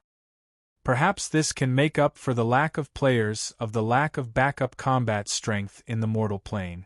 You see, for mortals who are suffering, perhaps your neighbor is a famous emperor in history, or a great dragon slayer who vanquished demons. Since these heroes have become mortals once again, they will naturally fight for the mortal's future. A single hero can protect an entire town, turn the tide of a battle, and can even lead a team. They're far more useful than Valkyrie, who can only act as a hired thug and whose strength has stagnated. Roland used such words to convince the gods of the Hades to give his Valkyrie and god envoys the right to choose, allowing these seeds of heroes, who would later be known as the heavenly bestowers, to enter the cycle of reincarnation. And when the other true gods understood what the gods of the Hades were doing and began to follow suit, the new cycle of reincarnation had already begun to mend its loopholes. Not many followed the previous cycle of reincarnation. This casual action of the gods of the Hades was destined to have far-reaching effects. After all, compared to the player heroes in the game's history that needed to grow, these existences that had already been proven to have great achievements in history had the ability to start all over again. No matter if it was in terms of willpower or personal ability, these existences were far more skilled at cheating than the players who reincarnated to play games. For example, if someone like Longtu were to enter the cycle of reincarnation again, perhaps in just a few decades, the dragons would be in deep trouble. A single hero would represent an entire generation. When the generations that followed had countless heroes, it would seem that some things were destined to change. More than 10 divine kingdoms fell into the plane of Hades, but not all of them entered the plane of Hades. Instead, they wandered around the plane. After all, the plane of Hades was a country of the dead. How could there be a place for the living? When that plane fully matured, existences that weren't powerful enough to break free from the dimensional laws of the plane would also become the dead. This included gods that were below the level of main god. If these gods left their divine kingdoms in the hell of Hades, the corrosive dimensional laws of death would transform them into a part of the plane of Hades. The gods of the kingdom of the dead can only be gods that are already dead. Of course, there were those who avoided the impending change of life and death, and there were also those who chose to accept the change and become the gods of Hades. The god of fate's divine kingdom had already seeped into the earth. As one of the top-ranked gods of Hades, he had already chosen to become a member and the backbone of the Hades. The god of dwarves Mary's divine kingdom was also docked in this territory. She also had to fulfill her promise with Ale and become the protector of the Hades. The other 3 gods who had made the same choice as them were also about to take their jobs as promised. But even those who didn't bring their divine kingdoms to the Hades would become members of the entire Hades pantheon. However, their belonging would not be limited to the hell of Hades. At the top of the hell of Hades, the gods' divine kingdoms were merging together. A paradise was taking shape in the void. This new divine kingdom would be built according to the paradise for the sinners of the divine law. These gods would also become the embryonic form of the heaven of Hades. Between the newly formed heaven and hell was more than just the void. With a part of the Ghostwind Plains as the core, the original Titans and supreme immemorial dragons were busy working. Since they were able to survive across dimensions, they were naturally the strongest existences in the world. But right now, they were nothing more than hard-working construction workers. Some of them were busy marking the shattered Earth with new dimensional markings so that it would be easier for them to migrate. Some were helping to reassemble the shattered pieces of the new world. Some were traveling back and forth, drawing dimensional coordinate. Some were providing protection for the fragile ordinary lives. For the future of themselves and their people, they were incredibly busy. And when the gods of heaven stabilized, they would also provide them with helpers. In Roland's blueprint, the Hell of Hades was a 3-level design. The topmost heaven of Hades would become the residence of the gods and the sinners. The middle land of spring would become a world for mortals and animals. The titans and dragons would become its guardians. And the bottom would naturally be the most important part, the Hell of Hades. With the help of the 4 elemental towers, the Hell of Hades and the Hell of Hades would receive at least one amount of nourishment and supply, while the Hell of Hades would receive at least one amount. After all, the other 2 hell planes were only temporary supporting Hell of Hades. They were only temporary facilities to allow Hell of Hades to function normally. The true supporting world for Hell of Hades would only be the entire world of He. In that case, the Hell of Hades would naturally be more than 100 times larger and more powerful than the other 2 hell planes. Now, a large amount of the river Styx was bringing souls into the Hades. A new cycle of reincarnation needed to be activated. The Hell of Hades needed to be officially activated. We no longer had any path of retreat. And our enemies also had no path of retreat.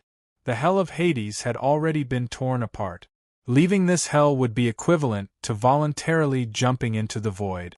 The survival rate would probably start from 3 decimal places. And once the Hell of Hades was formed, the entire world would be affected by the law of death. Even if main god existences were able to survive in any hell plane, including the Hades, it would be inevitable that their power levels would be affected by the law of death. Meanwhile, the subordinates and armies that they summoned would definitely have to stay in the Hades forever. From their perspective, the best outcome for them would naturally be to destroy us and then occupy this broken hell plane. They would then wait for the 2 major factions to rediscover the coordinates of this broken hell plane and bring them back. Then, they would ask for rewards from the 2 major factions. But, since they were willing to take the risk to come here, they would definitely have considered such a difficult situation. The final result was obvious. When enemies met on a narrow path, only the courageous would emerge victorious. The horn to charge sounded. Numerous dimensional doors opened. However, this time, it wasn't our enemies who came out. One by one, Valkyrie walked out from the dimensional doors. The Night Tower and the White Tower both shone brilliantly. The aura of the Netherworld gave these undead even greater power, while the power of ice gave them powerful physical bodies. That's right, the Valkyrie of the Hades gods now had 2 major choices.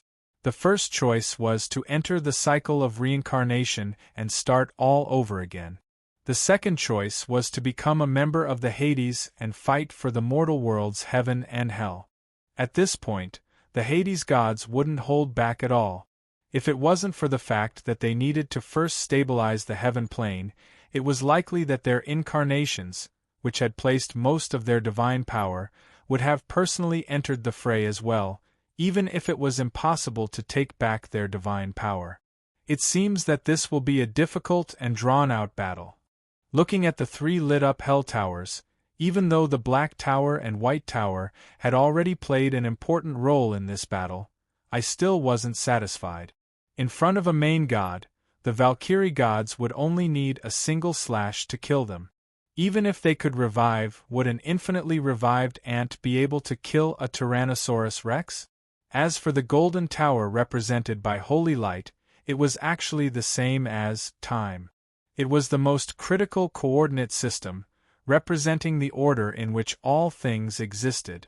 To put it in simpler terms, it represented a type of direction, the direction in which things constantly advanced. Humans would grow old, machines would age, and it would be impossible to reverse time. This was how time felt to mortals. No matter if they were happy or sad, mortals would indeed advance in time. And in the Hell of Hades, Holy Light also represented a type of direction. Our Holy Light is now completely different from the God of Holy Light. Our Holy Light represents salvation. That's right, this was the direction of the hell of Hades. Sinners would be punished in hell, while criminals would be punished in prison. Being punished and suffering wasn't the ultimate goal. Instead, the ultimate goal was to atone for one's sins and be punished in hell for the sins they had committed while they were still alive. Only then would they be able to enter the cycle of reincarnation cleanly. This would also serve as a warning to mortals to do good in the mortal world and not commit so many sins. And the direction in which the hell of Hades operated would naturally result in the salvation of both mortals and hell's souls. This was doubtlessly an important part of the hell of Hades. After the hell of Hades took shape, it would be even more effective and wondrous.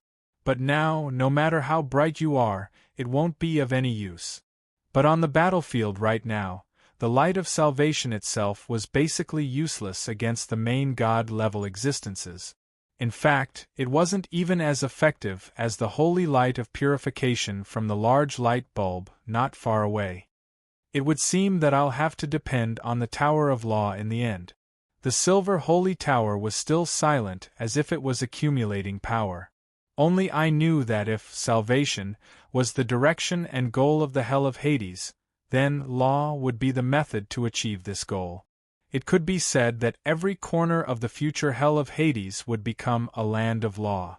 And the Tower of Law that was currently being lit would become the true core of the entire hell of Hades. Womians, who was at the top of the tower, had finished his final preparations. The hell of Hades was about to welcome a new chapter. Chapter 455. If there was a map capable of showing all the places in Ike where the flames of war were raging, it would probably be a completely red map. Ogres were returning, demon lords were enjoying their slaughter, low-level angels were killing machines, the elves were having a cruel and direct internal war, and the human kingdoms were fighting over profits without end. Apart from the frigid winter north, which was still relatively peaceful, the entire world was now in a state of war. This so-called holy war? It's so intoxicating. The kings desire new territories, the military officers want to use the heads of the dead to get rich and get promoted, the merchants are finally going to sell the goods they've been hoarding for so long, and even that heroic youth, doesn't he also desire to become a so-called hero? Holy war? Is this any different from past wars? Don't just look at how happy everyone is right now. Let's see how many people will be able to survive until the end of this war. The holy war was right around the corner. Bards who sang sarcastic songs were just as annoying as prophets who saw ominous things. That was because they all saw the truth, especially since countless taverns and opera houses were currently performing hymns about war and epic. Such truth was far too disappointing. However, very few mortals knew that in an unknown dimension, another war was currently taking place that would determine the fate of all mortals. No matter how cruel and powerful this war was, as well as what this war represented, this was probably the real holy war. 5 Chaos main gods and 2 Order main gods. Nearly half of the highest-level existences in the entire dimension. This seems rather difficult to deal with. Countless dimensional doors kept opening. The main gods forcefully summoned reinforcements from both sides, even if reinforcements were destined to be a one-way ticket to war and death. Those who were already fighting were still continuing, while those who weren't fighting were summoning their allies and preparing for war. They weren't only on guard against the Chaos main gods and the Hades, but also against their companions. That was because there were many grudges between the main gods, and it would be inconceivable for the Chaos main gods to not have any grudges against each other. It would be far too unjust to be killed in a small alley if they revealed a weakness. Behind me, all of the elemental towers had been lit up. My setup was nearing its end, and at the core of the Tower of Law, Womians was holding the original Codex of Law and loudly chanting the Proverbs of Law. That God equipment book didn't just give me the original God's law. The origin of Codex was a notebook that I used to record laws and cases. Unknowingly, it became a God equipment that represented the rules of law. That was because it represented the purest and most foundational law. And right now, another notebook was merging with it. This notebook recorded the secrets of the entire Hades. This notebook was the notebook that recorded the entire Hades project. At this moment, the two divine weapon grimoires were merging into one, as if they were foretelling that the future Master of Law would also become the Master of Hades. A divine item has been born. It's the Book of Hades. When that thick black-covered book was opened in the darkness of the Hades, all of its secrets were revealed. All life instinctively sensed its existence and learned its true name. This book would be the core of the Hades, as well as the symbol of the Master of Hades. The elemental flow between the 4 elemental towers had already been completed. The creation of the 4 elements had been completely activated, and the entire dimension had transformed into a newborn dimensional egg. The crystal walls protecting the newborn dimensional egg would be strong enough to face any main god's trials. At this point, with the 4 elemental towers completely awakening, our plan had already completed the first 2 stages. This battle was destined to evolve from a chaotic battle on the streets and alleyways into a dimensional invasion battle. We were the rulers of the dimension, while these invading main gods were the enemies of the dimension. After Ale made his decision, we only had 2 main god-level combat strength on our side. Not only that, we were both devil lords who only had a single power attribute. Our combat strength was obviously on the weaker side.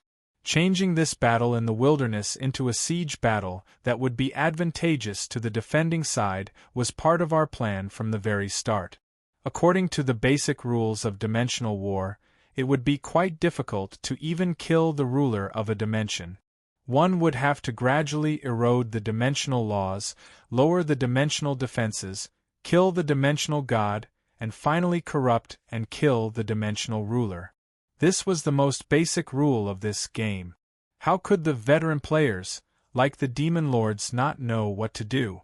From a certain standpoint, this could be viewed as a prelude to the battle between the Hades and He dimensions.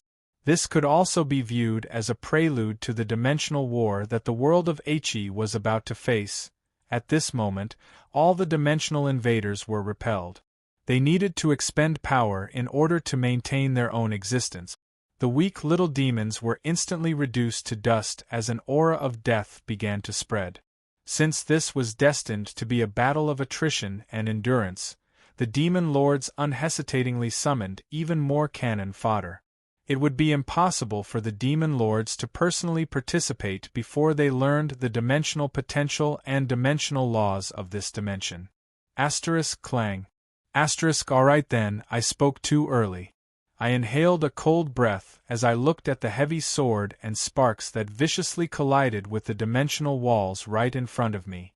But soon, the Chaos War God unhesitatingly retreated after he noticed that his ambush had failed. He only glanced at me coldly once before he unhesitatingly retreated. Reality had already proven that our predictions were correct. The dimensional walls would still be sufficient for the time being. Of course, I unhesitatingly focused on what Womians was currently doing, creating the Hades. The Book of Hades had already been opened, and the illusory hell of the Hades had already taken shape. The illusory image of hell that kept appearing and disappearing in midair was the blueprint for the hell of the Hades. And the first page of the book was actually a table of contents. The table of contents was the blueprint for the future hell of the Hades. 4 pillars, 4 halls, and 7 hells. Yep, this was the blueprint for the future hell. The 4 pillars, apart from representing the 4 elemental pillars, naturally also represented the 4 pillar gods of the Hades. Just like how there would definitely be elemental gods in the elemental planes, the 4 pillar gods of the Hades were the controllers of the 4 elements that created the Hades. They were the pillars of the hell of the Hades, as well as the rulers of the Hades. And Womians, who represented the pillar of law, was naturally one of them. No, I should say that he was the most important pillar. He was one of the 4 pillar gods, the leader of the 4 halls, and the king of the 7 hells. He would become the ruler and final judge of the Hades. His importance even surpassed Ale, who was the foundation of the undead. I slowly walked over and lightly touched Wumian's silver mask with my hand. I felt rather strange. That was because from a certain standpoint, Wumian's was both my clone and my child creation. As my most unique creation, in order to ensure absolute fairness, Wumian's was in existence without any sense of self or emotions. Without a sense of self, there shouldn't be any concept of existence. Yet, Wumian's just happened to be recognized by everyone. This contradictory existence formed the last of the 7 original sins, the Wumian's, who represented sloth. Incomprehensible? Actually, it was only because of my system's reminder that I discovered that I had unknowingly completed the final creation. Just as I said when I blessed the wood spirit, in my understanding, sloth actually represented coldness and indifference. No matter how lazy a person was, they would become diligent when their life was in danger.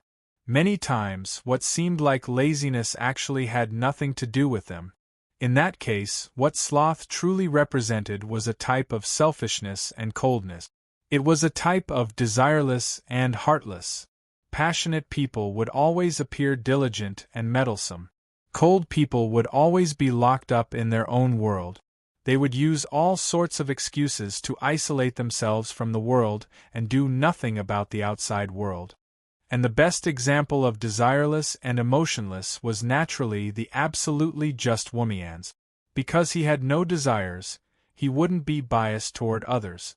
Because he was emotionless, no matter how much the sinner deserved sympathy, judgment and punishment would always be carried out according to the law. Under the guidance of a certain existence, my split soul shards created the fairest god. This indirectly proved my previous inference. Gods are also different types of undead. There are no coincidences in this world, only certainties. System, after this battle is over, I'm going to get even with you. Ha, Cavendish, just watch, this is our ace in the hole. God's descent. Time was limited, and I didn't have the time to waste on my system. I roared angrily, and my vision mysteriously changed.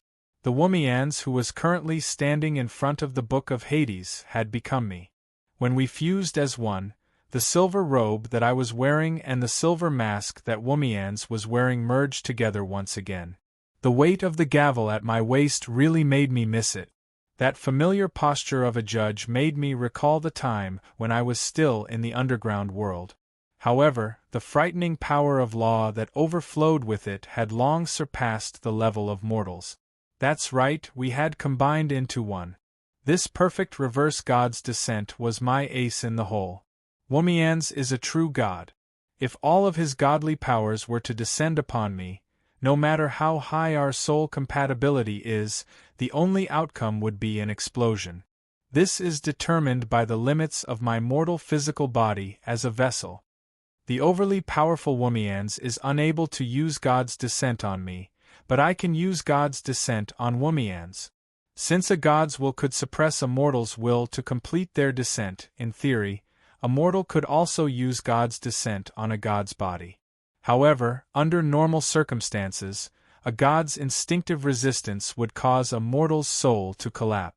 However, Sloth Wumian's didn't even have a sense of self, and his soul wavelength was the same as mine, so it was only natural that we would be perfectly compatible. Now, the rules of God's descent were reversed, and my will descended on Wumian's body.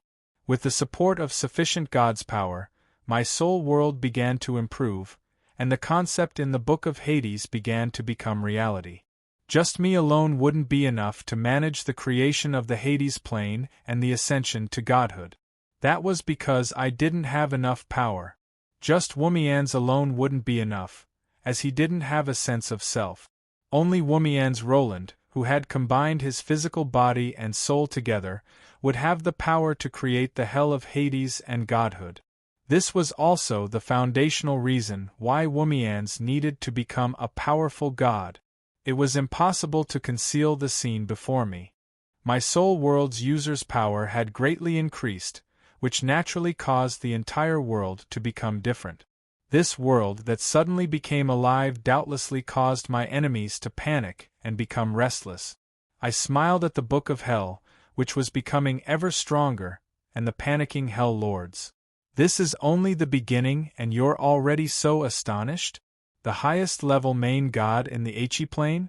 You should know that you're about to face the highest level main god in the Hades plane, as well as the controller of the dimensional laws.